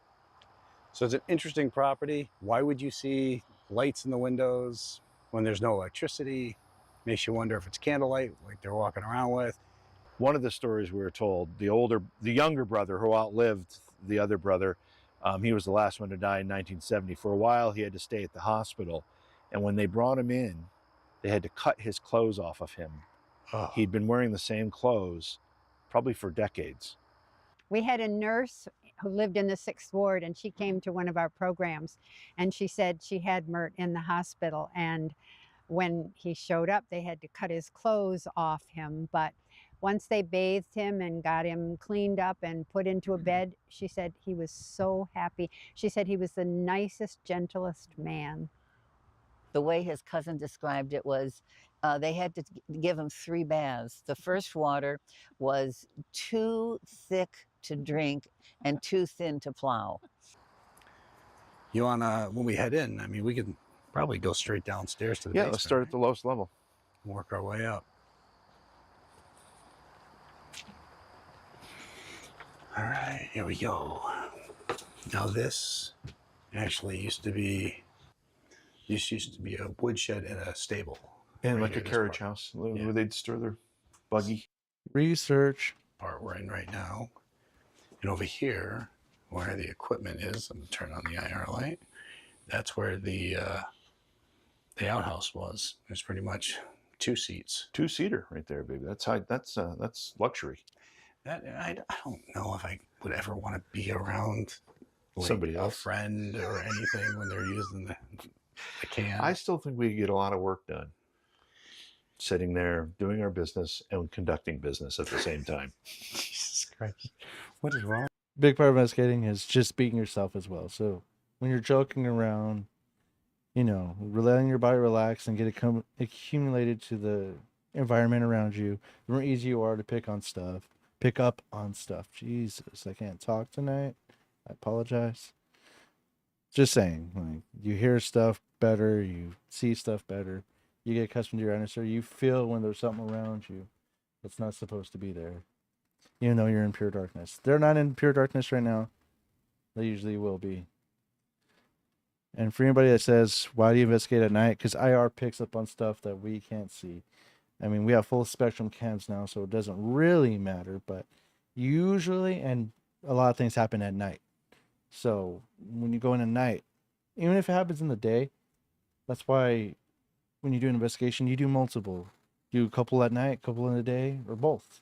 Have a team that does, the daytime, and then start that recording, have them download that and file that off, and then have a team that does night, and have a few hours in between, or whatever the case may be. It doesn't have to be straight. If you have just a single group, that's okay. Do a few night investigations, do a few day investigations, or whatever the case may be.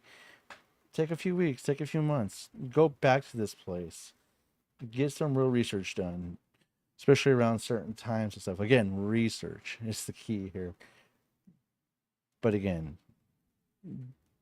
just go in and just be real. That's all it is. It's just about being real. With you. Oh my gosh. All right, so here's the main house. This is the original kitchen area. This is the dry sink, which is basically just a bit. And if you watch these videos, you'll notice that there's hardly ever any background music just in the beginning when they do the intro. And there's no added special effects or infrasound or anything like that to make your heart pump, because it's all not real. What you see is what you get when it comes to them, at least. So if they see something or you see a door closing, that's what you're going to see usually. That's it. There's no, let's add, scary sound effects. Let's add scary music. Let's add background, even if it's not scary, background noises and stuff like that. If you guys remember watching Ghost Hunters, even when it was on Sci-Fi back in 2004, 5, 6, 7, 8, 9, they used to have these, they used to have the little jingles and the music, and it wasn't really all that scary, but it just distorted the sound so much. Sometimes you couldn't hear nothing what they were hearing, and you're like, was that the background music they were putting on, or background noise they were putting on? Was that what they caught? So when you're watching an investigation, this is what it is. And this is how it originally looks. I mean, you can tell Bass it's into not the really hole. all that edited. It's just this. It is what it is. It's not cut. It's not, darker. It's not lighter. It's just whatever light plus IR or whatever they're using. They do use infrared and stuff too, or thermal imaging and stuff too. So it's whatever you get. It's real stuff. It's not edited. It's not heavily saturated, too bright or too dark, too little, too light. It's what it is when it's being recorded. And that's another thing that I hate about the sci-fi. And, you know, I love Ghost Hunters, the show. I'm never going to not love that show. At least for the first 10 seasons or whatever. Mainly the first 5, but was, you know, they always had like a fisheye bull on whoever was in front of the camera. Instead of having the IR eliminate what it does, they edit it down to where it was just bloop. I hated it so much because I wanted to see the whole bigger picture. And it got better throughout the year, a little bit better throughout the years, but they kept it like a fucking little bowl. You go back and watch it now, especially the earlier seasons, you'll see it's like they just have the IR and it's heavily edited to where it just barely see the investigator and nothing around them usually. And it sucks. And then you would put this bucket under there. Sorry. And I go on anytime they tangents. poured water in the sink, it would just drain into the bucket. Somebody's duty was to drain it, even though I don't think they did that often. Drain it, I mean. Yeah. Jeez. All right. All right, we're going to start on the lowest level. We'll head to the basement.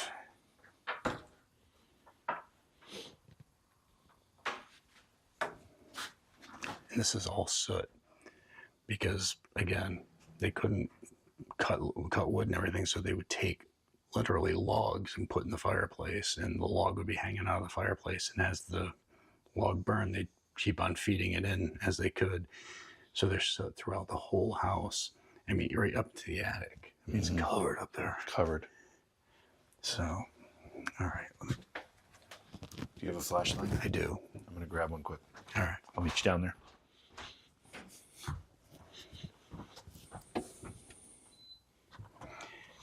In the fireplace, just to show you guys, this is the stove. It's not the original. Well, it could be the original stove. Nobody knows because they used to feed right up through there. All right, and the fireplace was actually in here.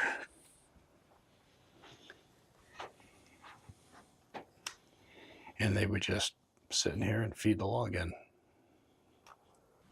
Watch yourself. Yep.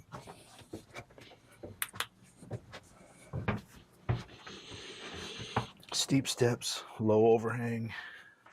It's a tricky combination. Yeah. Now, if you see, they have pens down here, and they would keep animals down here in the house, right under the house.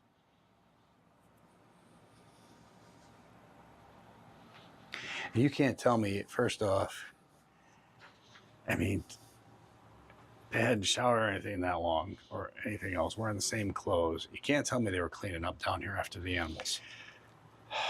It's a good question. Were they hauling the manure out on a daily basis? Probably not. Probably not. And I've been in barns and stuff. I mean, they could stink. Oh, yeah. So that is not a pretty smell. Just imagine the smell. But people that do it, first of all, I have a tremendous amount of respect for farmers. Gosh. My guy, talk about work. But the people that do it, they kind of grow numb to the smell. So this is where during the tour you had something fly at your head. So yeah, right over where you are. We don't know what that was. I don't know. It could have been a huge fly. The whole thing is dirt floor. Yeah. It creates a hell of a mess. Mm-hmm. This log has been eaten up. Is there anybody here with us? No. Can you tell us the story of these stalls down here in the basement of the house?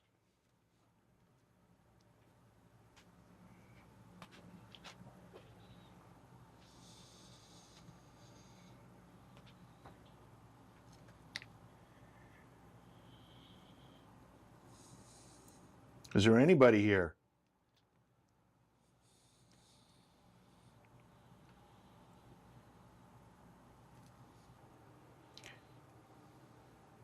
Mert, we were told that your mom's dying request was for you to never wed and to take care of your brother Fred. we rhyming now or what? And we heard you honored that request.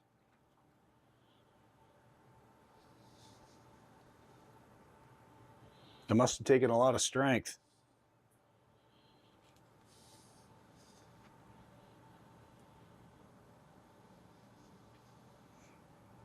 And Mert, Fred was the older brother. Mert was the younger brother, and Fred ended up falling off a horse or something and ended up getting damage to his brain. So they said he wasn't quite right. He wasn't able to care for himself completely. So the mom had requested that Mert take care of Fred. So they never buried any children. They never. Yeah.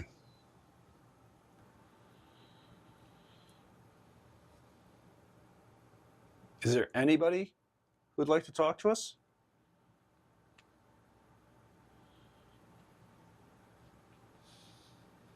Again, research.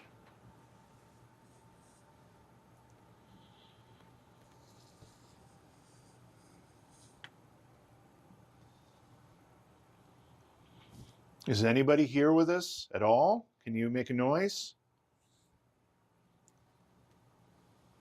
Jim, you used to do reenactments here.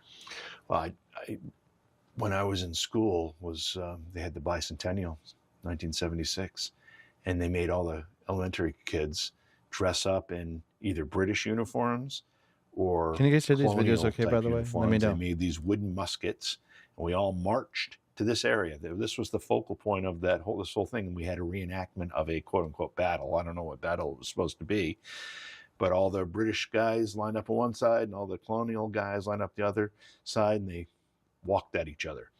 And it was a big battle reenactment of a bunch of little kids. I still have the musket that they made for that. Kept it. It's wild. It's pretty cool. I think a lot of communities did stuff like that for the bicentennial. Canandaigua do anything like that? I don't know. I mean, I was Five? I mean, actually, probably 4. Yeah, it was 4, not even 5 yet. So. Yeah, that's right, because your birthday is late. Yeah. Mrs. Clough and Mrs. Reese, who were here to guide us through the tour and all of that, we're talking fondly about it. And I guess they're going to do some kind of, for the 250th, which will be next year, 2026, they're going to do something to remember that event in 1976. I think your whole class should come back together and reenact. Could you imagine us trying to do that now, walking across the field? It's a reenactment. That'd be funny. I mean, there's like nothing, no noise. It's oddly still down here. Don't you feel it's like completely, it's like no energy at all.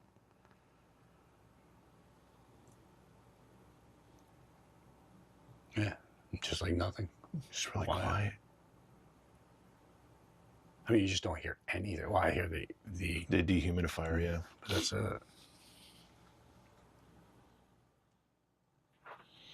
It's weird because I don't know. I guess a lot of the original components, I guess, of these stalls have been removed.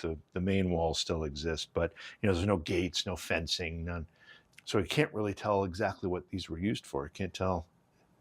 You'd think there'd be an area for chickens. That's be a pretty common livestock to have. Well, we're gonna head up to the main floor.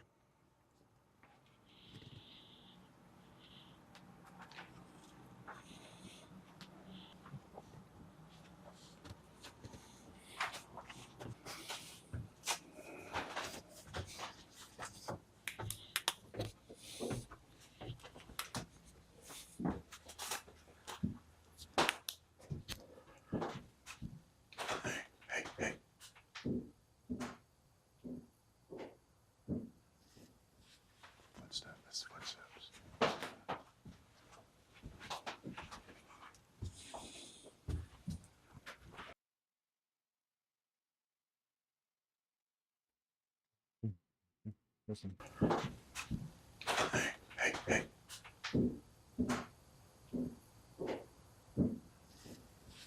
Footsteps. Oh,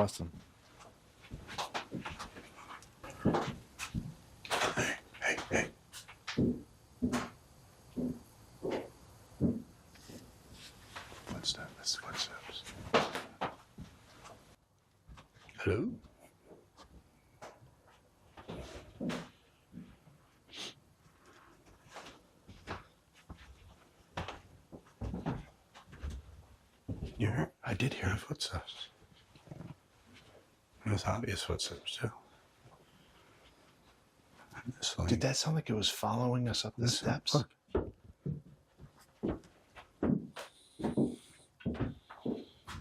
It's going again.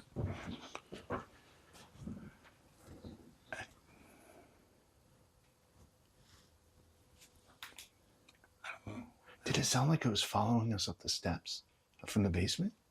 I don't know. It sounded like it was on this floor. No.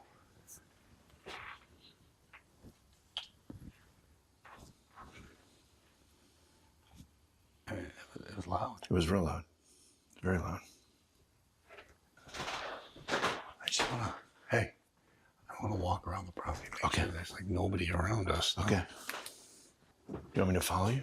You might want to, just because I'll lose your audio if you don't. Yeah, okay. I'm going to turn off IR.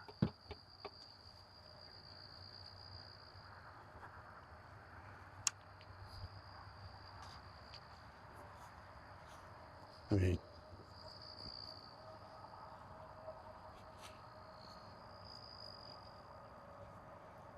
there's nobody here.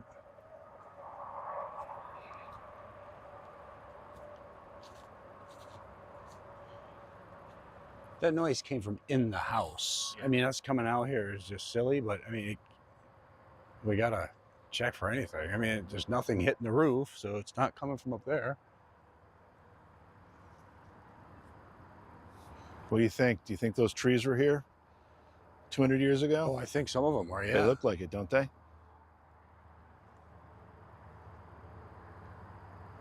I don't know why. I don't know where it was coming from.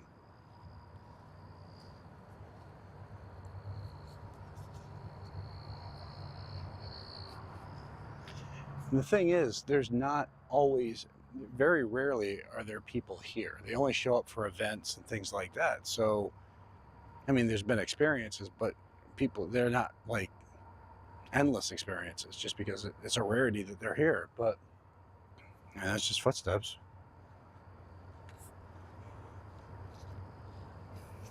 There's nothing touching the roof. No. I can see. I mean, that wouldn't, it's definitely wasn't the sound of a tree anyway. Yeah, it'd be a stretch for that sound to sound like what we just heard.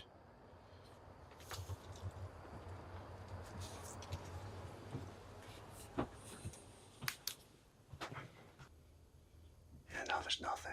I don't hear anything.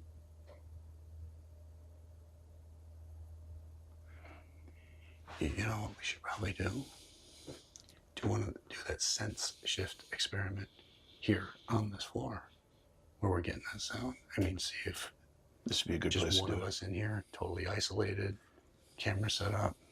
See if we're able to get that again. What do you think? Oh, I think this would be a good place to do it. I think that just given again with all the memorabilia and artifacts that are here, the energy associated with them, plus what we just heard, I think this is a good place to do it. All right. Why don't we get set up for that? And I'll go first. Okay. Let me go first? Yeah. All right.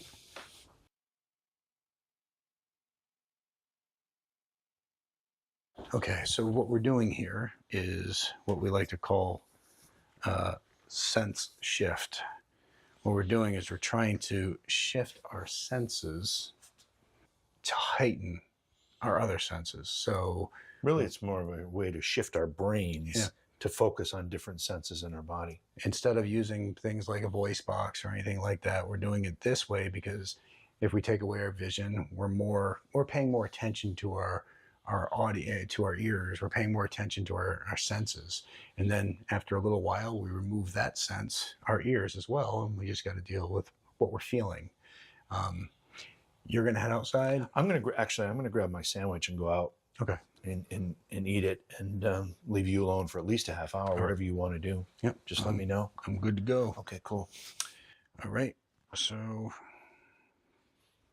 it's always so weird when we do it. It's the second time we've done it, but I mean, it's creepy. All right. Can you just kill those lights on your way out? Thanks, bro.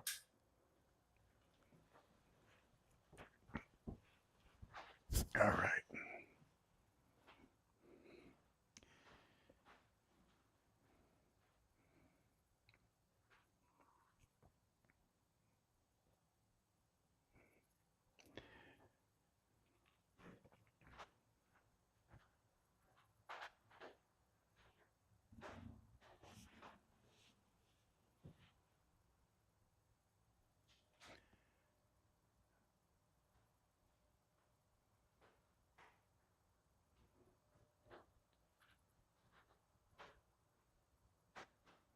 All right, JV is leaving.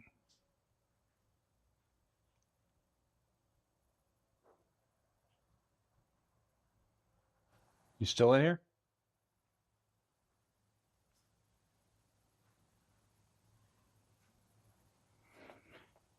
Hello?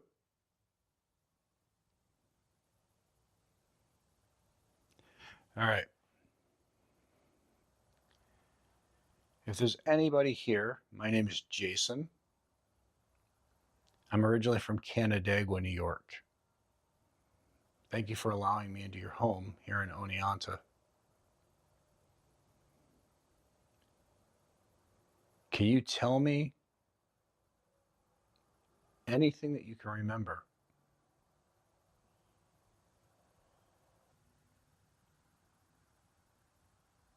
Is there a Mert or a Fred here?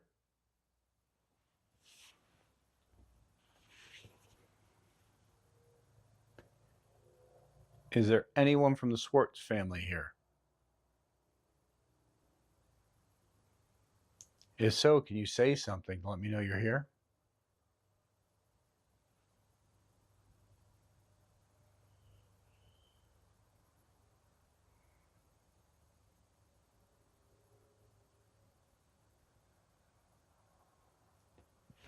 Is there anyone from the Wilcox family here?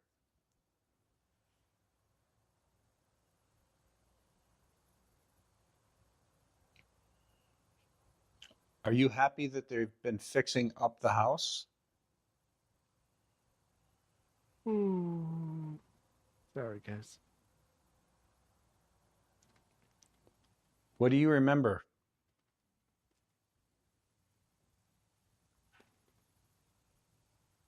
Sound like a door?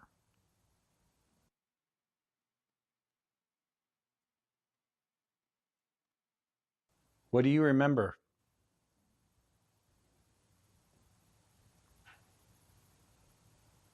Sound like a door? What do you remember?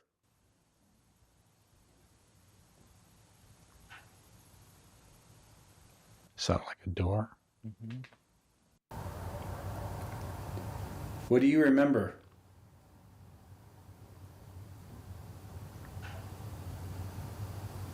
Sound like a door?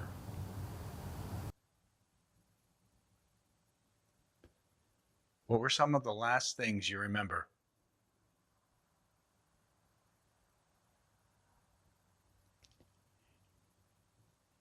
Do you know about the little girl who passed away on the property?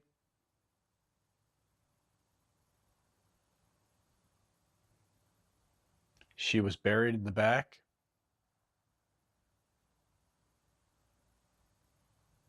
They've moved her grave.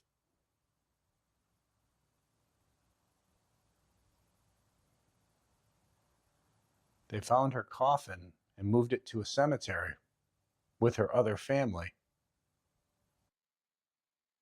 Myrtle was 5 years old when she died here, and she was buried on the property, but her whole family is now buried behind the Presbyterian Church at the Riverside Cemetery. Myrtle died of moroseness, meaning she did not want to get out and do things. She evidently had something like a brain tumor or something affecting her eyes, her vision, her stability. And so she died in the house, in that downstairs room.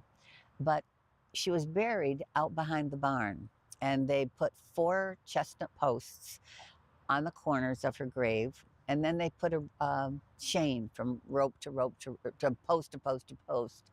And this was to protect the area and keep it special. And so it was until 1968, when Mert, the youngest son, was in Fox Hospital. He spent his last year there. And they came to him and said, we'd like to move her to the spot where the rest of the family was, and he agreed. So she was there until the last of the family left. She was one of the last of the family to leave. And he wrote in the December 31st, the year before she died, we're hoping for a better year for Myrtle next year. Can you tell me what really happened to her?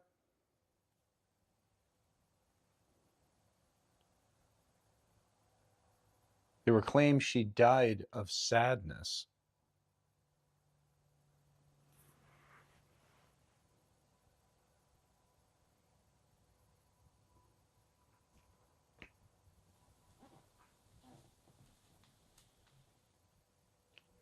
Okay, sounds like somebody moving on my left.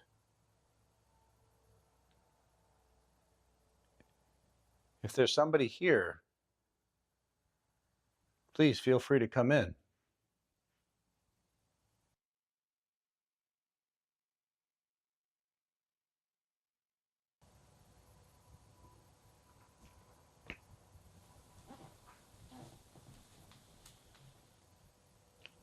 Okay, sounds like somebody moving on my left.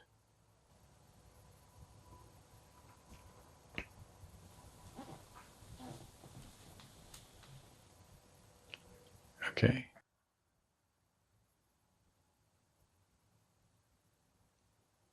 Again, my name's Jason. I'm not here to upset you. I'm here because it's such a beautiful property and I'd love to know the history behind it.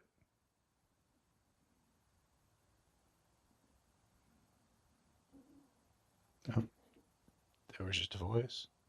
It's not a female, though.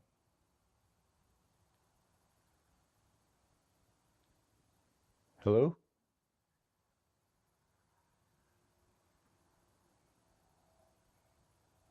Did you just say something?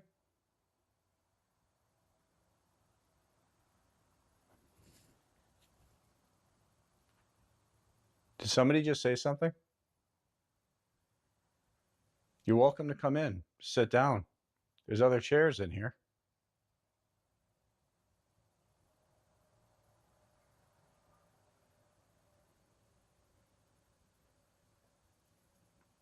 Are you able to see me?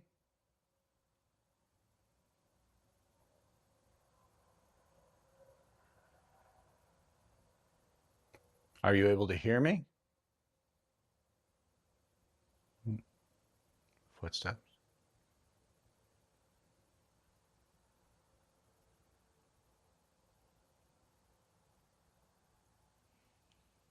Oh, voice. Hello? Oh, movement. What the hell was that? Hello?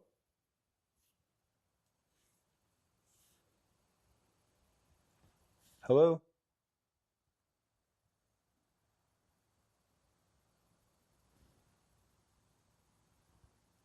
There. Jim?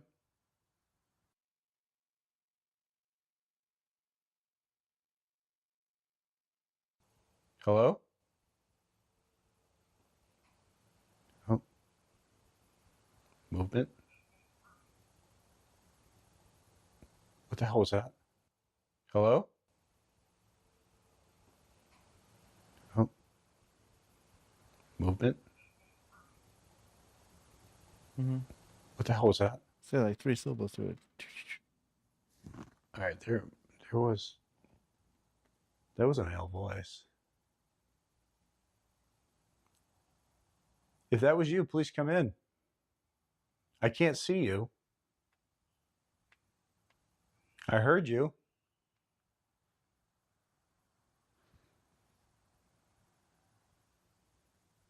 Can you say that again?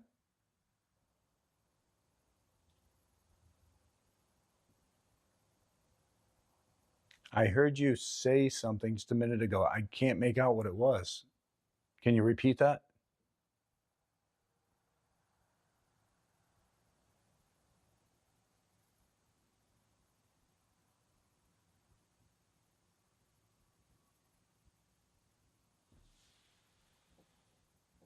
Oh, what the hell was that? It sounded like somebody just moved something. It sounded like somebody just moved something.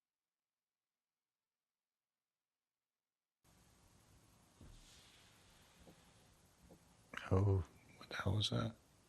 It sounded like somebody just moved something. Oh, what the hell was that? It sounded like somebody just moved something.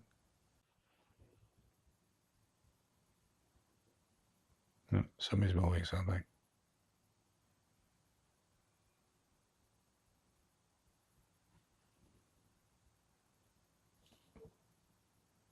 All right, so I think the weirdest part about this is the fact that you can't see anything. These glasses are totally blacked out. What the hell?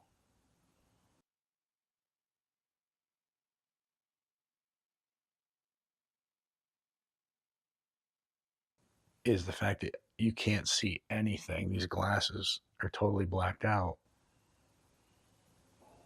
What the hell? Is the fact that you can't see anything. These glasses are totally blacked out. What the hell? It sounds like somebody moving something.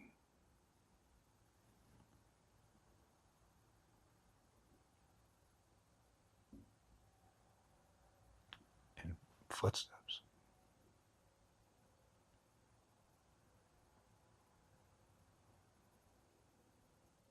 I heard a male voice. I heard a female voice. I've heard footsteps and I've heard what sounded like somebody moving something.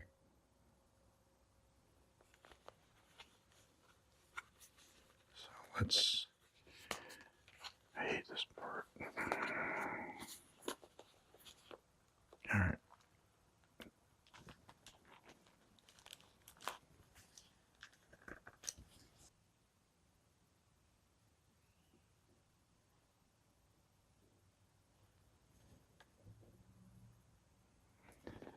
I think the hardest part of this experiment is getting past the part of feeling so vulnerable. Mm-hmm. Because I can't see anything. You can't hear anything. I can't hear anything. So you feel like at any point something could come into your face or hit your body. So you're sitting there like this, or you want to just do this half the time.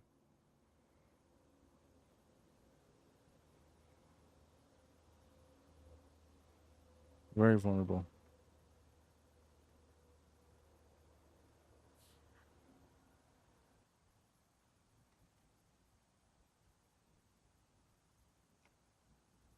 Can you touch my hands, my arm, my legs?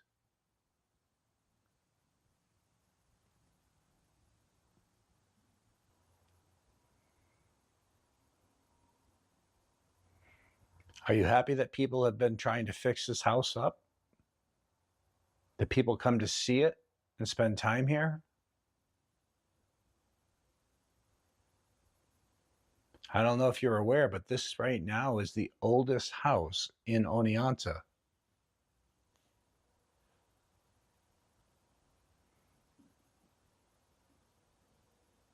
It stood the test of time.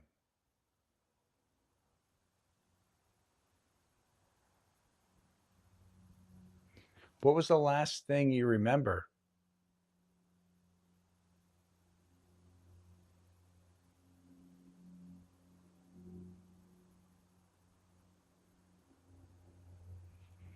Can you touch any of my hands?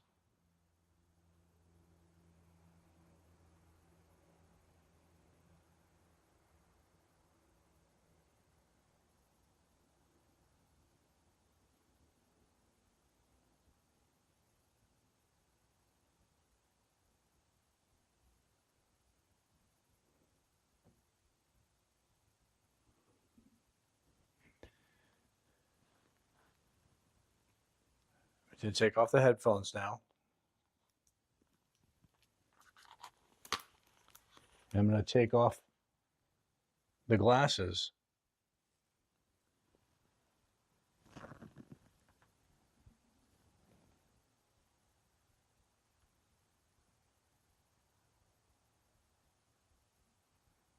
What the glasses on, you hear so much more because that's what you're listening to more. You're really relying on your hearing.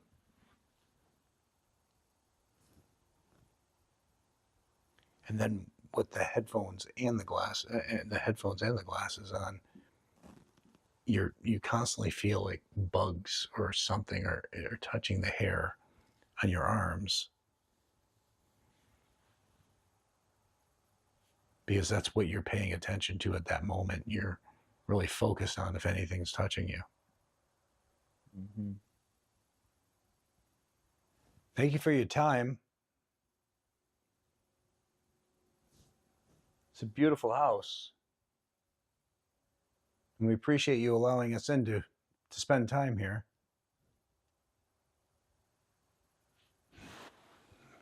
Text Jim.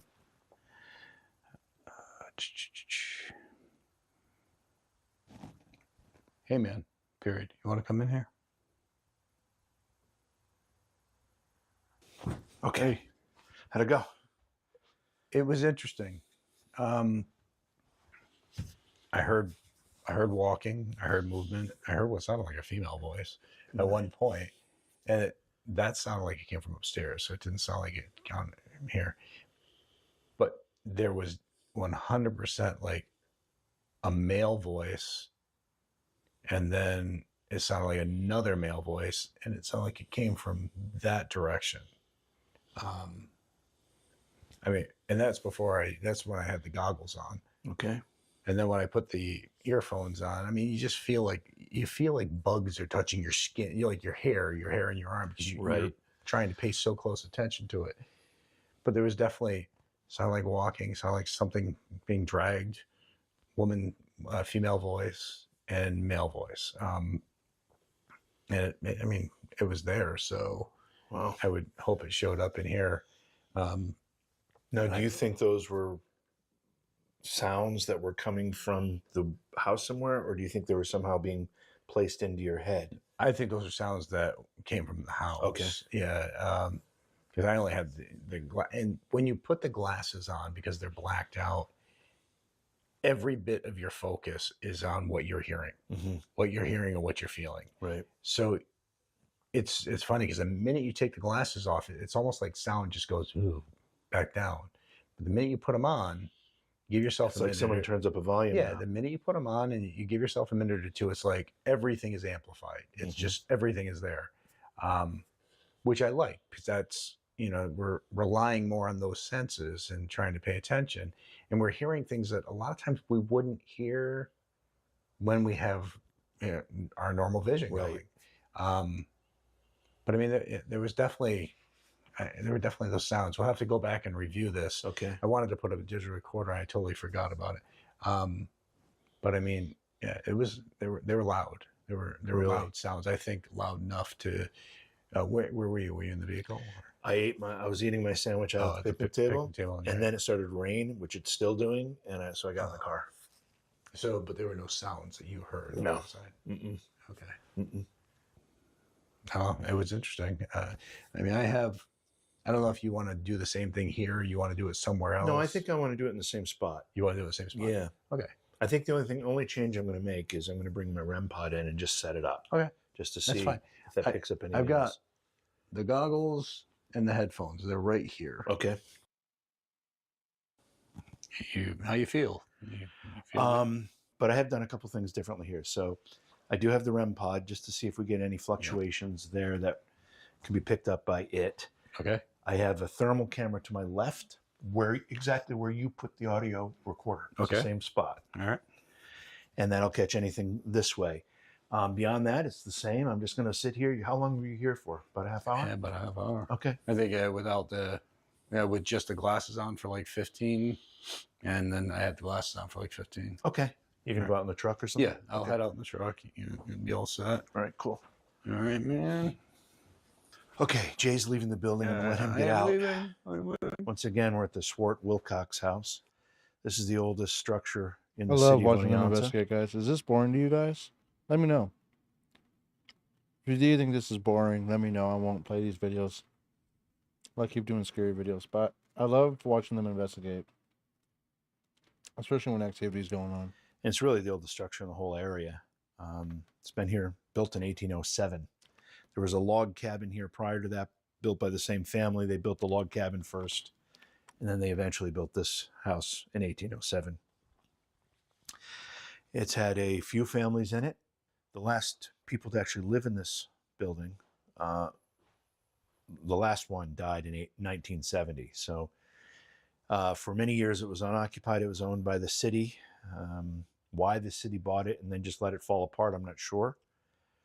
But eventually a group of teachers, several of whom were actually worked in the schools that I went to. One of them was the librarian. We interviewed her, Helen Reese. The other one we interviewed before we began this investigation is Debbie Clough. She was a teacher, but she was also the mother of one of my best friends from high school.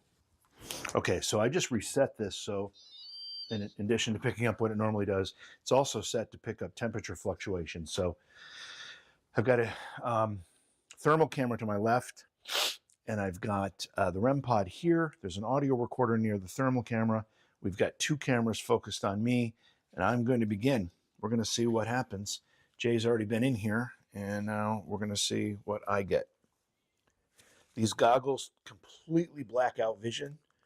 They are sealed around the eyes, so you get no light, you see nothing. Hello, my name's JV, and I'm a guest in your home. This home was a very important structure to several families. You lived here, you farmed the land here, you conducted business here, you were born here, and some of you died here. And now I'm a guest here. And I would appreciate to get a sign that you're still here in this beautiful home and to learn more about your time here. So I'm going to sit quietly a little bit. I'll ask some questions along the way. I think I can hear the rain a little bit. Is anybody here? Myrtle, are you here?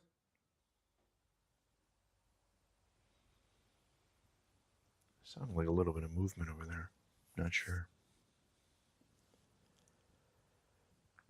My name's JV. I was born and raised in Oneonta.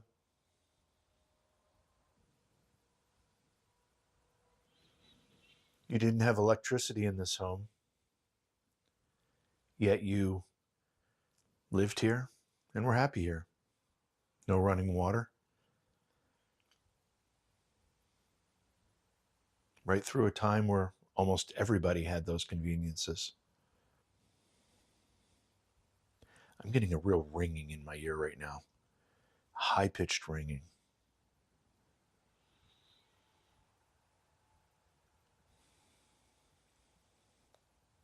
And it stopped. It was piercing for a moment.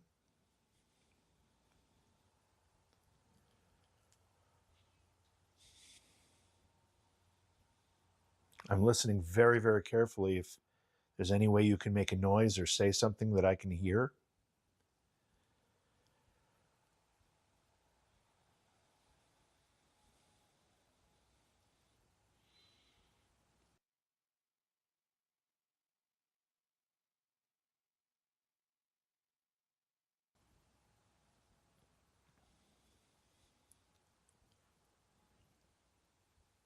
Can you talk to me?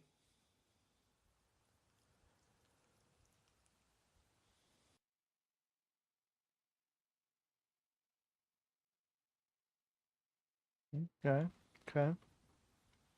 Yes. Maybe some walking? Not sure.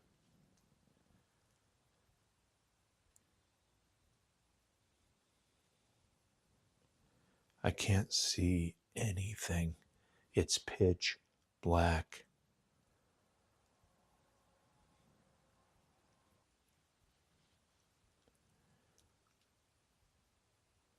Phoebe? Henry? Fred? Merton? Are any of you here? I like it. High-pitched ringing in my ear first before anything else happened. It's not doing it now, but it was actually kind of piercing at first. The kind of thing where you want to put your hand up to your ear. And so far I've had no sensations on my body. Like I haven't felt like I've been touched or any tingling or anything like that. But I'm gonna put the headphones on in a second to eliminate my ability to hear in here as well.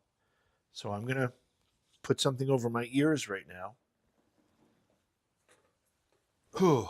Okay, so now I cannot hear and I cannot see.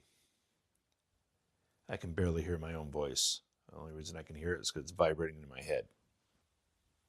If you're here with me, can you touch my arm? Either one is fine.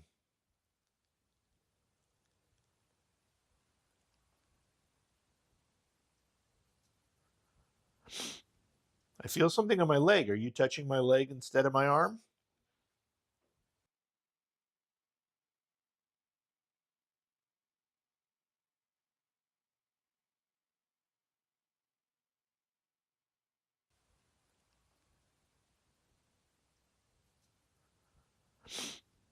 I feel something on my leg. Are you touching my leg instead of my arm?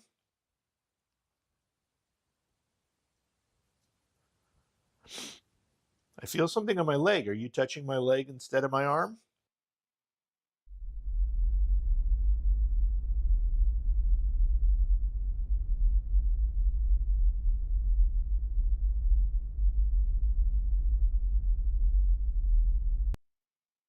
Well, that did sound of this one.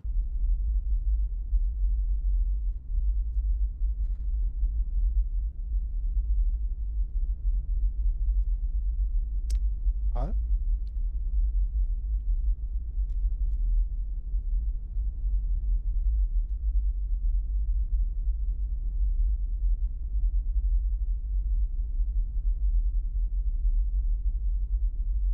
This wasn't as intense as when we did it at the Huntington Library for me.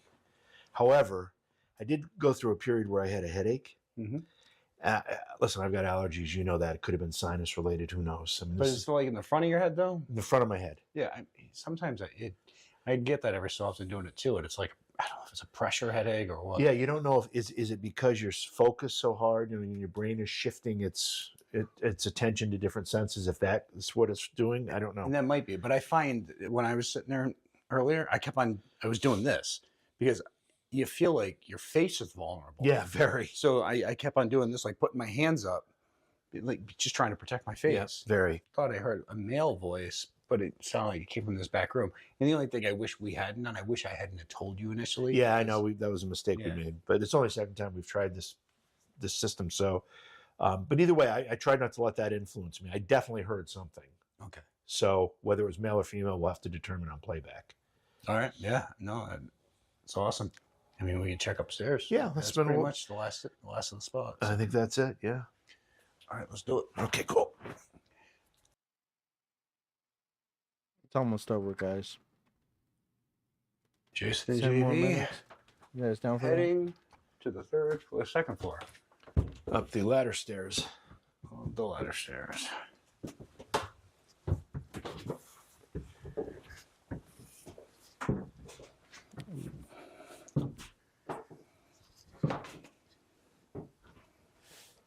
And it would have been an oven in the summer. Yeah. And an ice box in the winter. Yeah.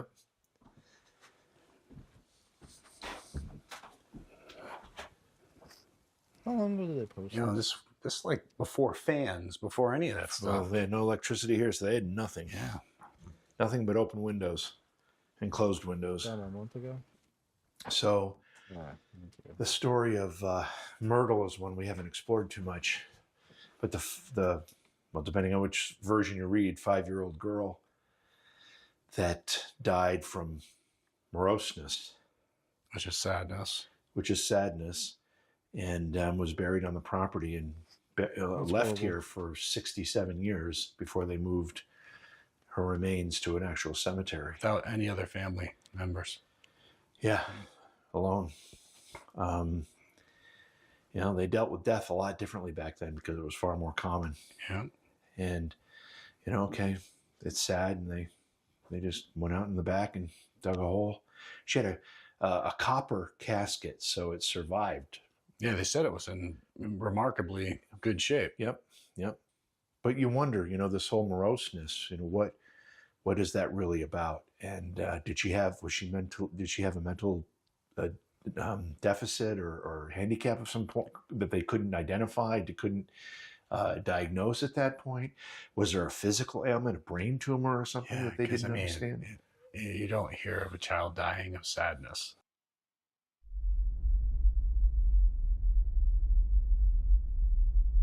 Wednesday the 31st was around home all day. Bought a new caster for a New Year present to my wife. The past year has been one of prosperity to me and my family, except my poor little girl, who has been troubled with sore eyes for the last 15 months. I hope and pray that she may be well before the close of the new year. Henry Wilcox, December 31st, 1873. That's so sad. You know, one of these rooms must have been her room. Yeah. I mean, it's heartbreaking. It is heartbreaking.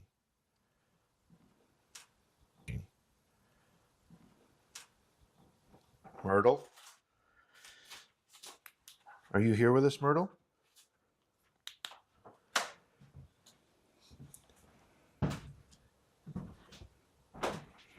Can you talk to us?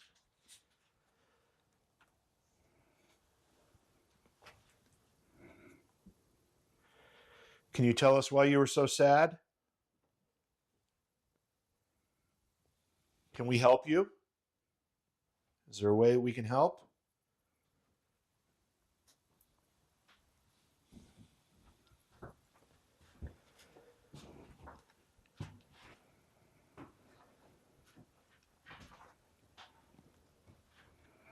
We all go through points in our life where we're sad.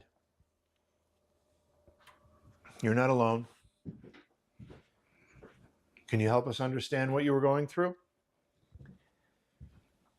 So you got all this stuff in here. Yeah, these are the archives or something. Yes, dollies, old rectangle squares, large, round.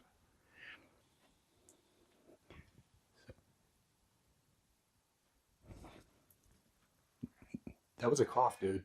Oh. That was a voice. Jim, that sounded like it said Fred. Hello? Is somebody here?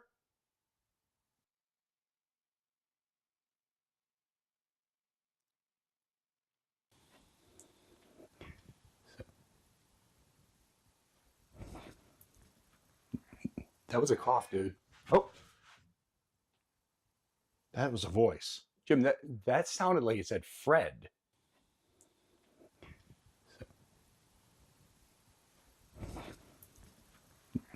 That was a cough, dude. Oh. That was a voice. Jim, that sounded like it said Fred. There was a boom, boom, boom. And then it sounded like a cough. Yeah. And then, I hate to say it, but it sounded like it said Fred. Well, it was definitely a voice. That second thing was definitely a voice. Hello? God, I'm getting covered in spider webs, and I don't know why. Was that up here? Or was it down the stairs? I don't know. It just caught me off guard completely. Hello? What's in there? It's just a crawl space. It's not like there's anybody around or outside. I mean, I'm looking. Mert, is that you? And it was in the house. You think you said Fred? It sounded like Fred said Dad. I don't know. It was something like that. I mean, let's see where we are right here. All right, you're recording, right? Yep. I'm gonna stop.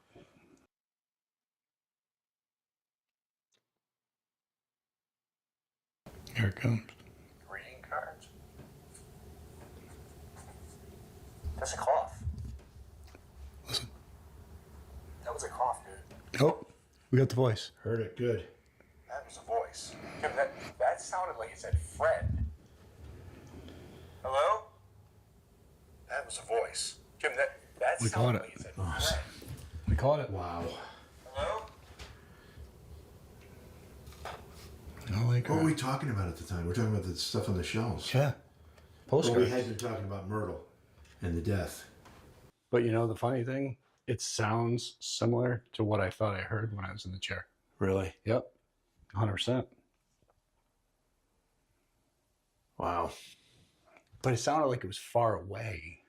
It sounded like it came, I can't even say it came from up here because I'd say it sounded like it might have come from downstairs. Well, we did learn earlier that the sound travels through this house really easily, so it could have been downstairs easily. So I could wait it to the end of the night. Oh. Did you hear it again? Oh, there's another voice. You didn't just hear that? I didn't know. I heard your steps were. Oh, I was like, all right. Okay, and that didn't come from up here. No, I was definitely not up here.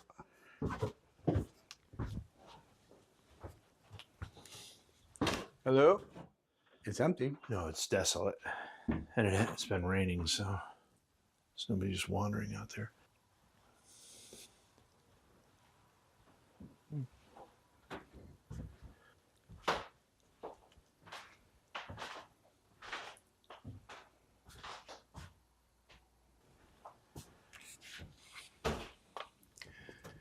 That's why you never know. I mean, something can happen when you least expect it.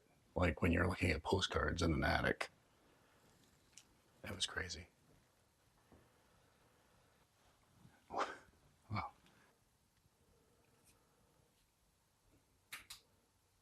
Yeah, the sun's gonna be going up soon. I know. All right, so we're just wrapping the investigation here at the Swartz Wilcox house. And the strange thing is the majority of the night's been quiet. We did hear footsteps, sounded like somebody walking. Nobody was in here, and it happened numerous times. We decided to do the sense shift experiment, which is we're depriving our... Oh yeah, that's why I watch Jason Haas. I mean, besides a few times where they use the infrasound for like the thermal hit and stuff. No real dramatic about it. Just investigation. Alright guys, I'm going to leave it right here. You guys like the scary videos better? You guys like it mixed? I have most of it being scary videos and the last part a real investigation. Let me know. If you guys want to know what I do, I am a paranormal investigator. So is my wife. And oldest. Soon to be my youngest, because she wants to try to get into it.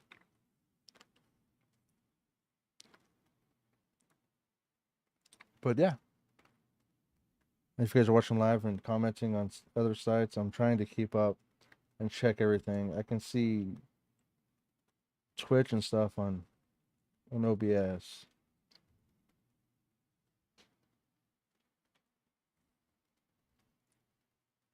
But for some reason or another, nothing else is popping up. So I'm having to go use my phone for many different things all at the same time.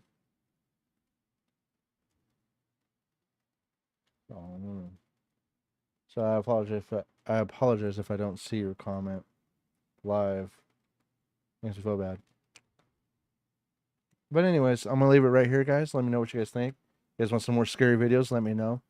Do you guys like me doing scary videos more? You know, you like the ending? I like trying to calm it down after watching so many scary videos, but like calming it down with, you know, just a something a little bit more lighthearted. You know, so people can actually rest easy at night. Or let me know if you just want me to just keep it simple and just do straight scary videos. I'm here for you guys. I love you guys. Please help me out. Go to drinkkinetic.com and use code ThatJRGuy for 10% off your order. It's great stuff. If you guys don't know, Roman Atwood and Cletus McFarland are some of the co-owners of it. Go check it out at drinkkinetic.com. I'm going to leave it right here. You guys have a fantastic night. Let me know if you guys want me to do another 30 days in a row. Or 31, 30. It'll be 30 now. If you guys want me to do that, let me know ahead of time, and I'll try to get that all planned out. Hopefully at the start of the new year, I'll have a more consistent schedule. And hopefully I can figure out TikTok and why it keeps letting me do one live per week and not just keep going. And let me know what you guys want to see.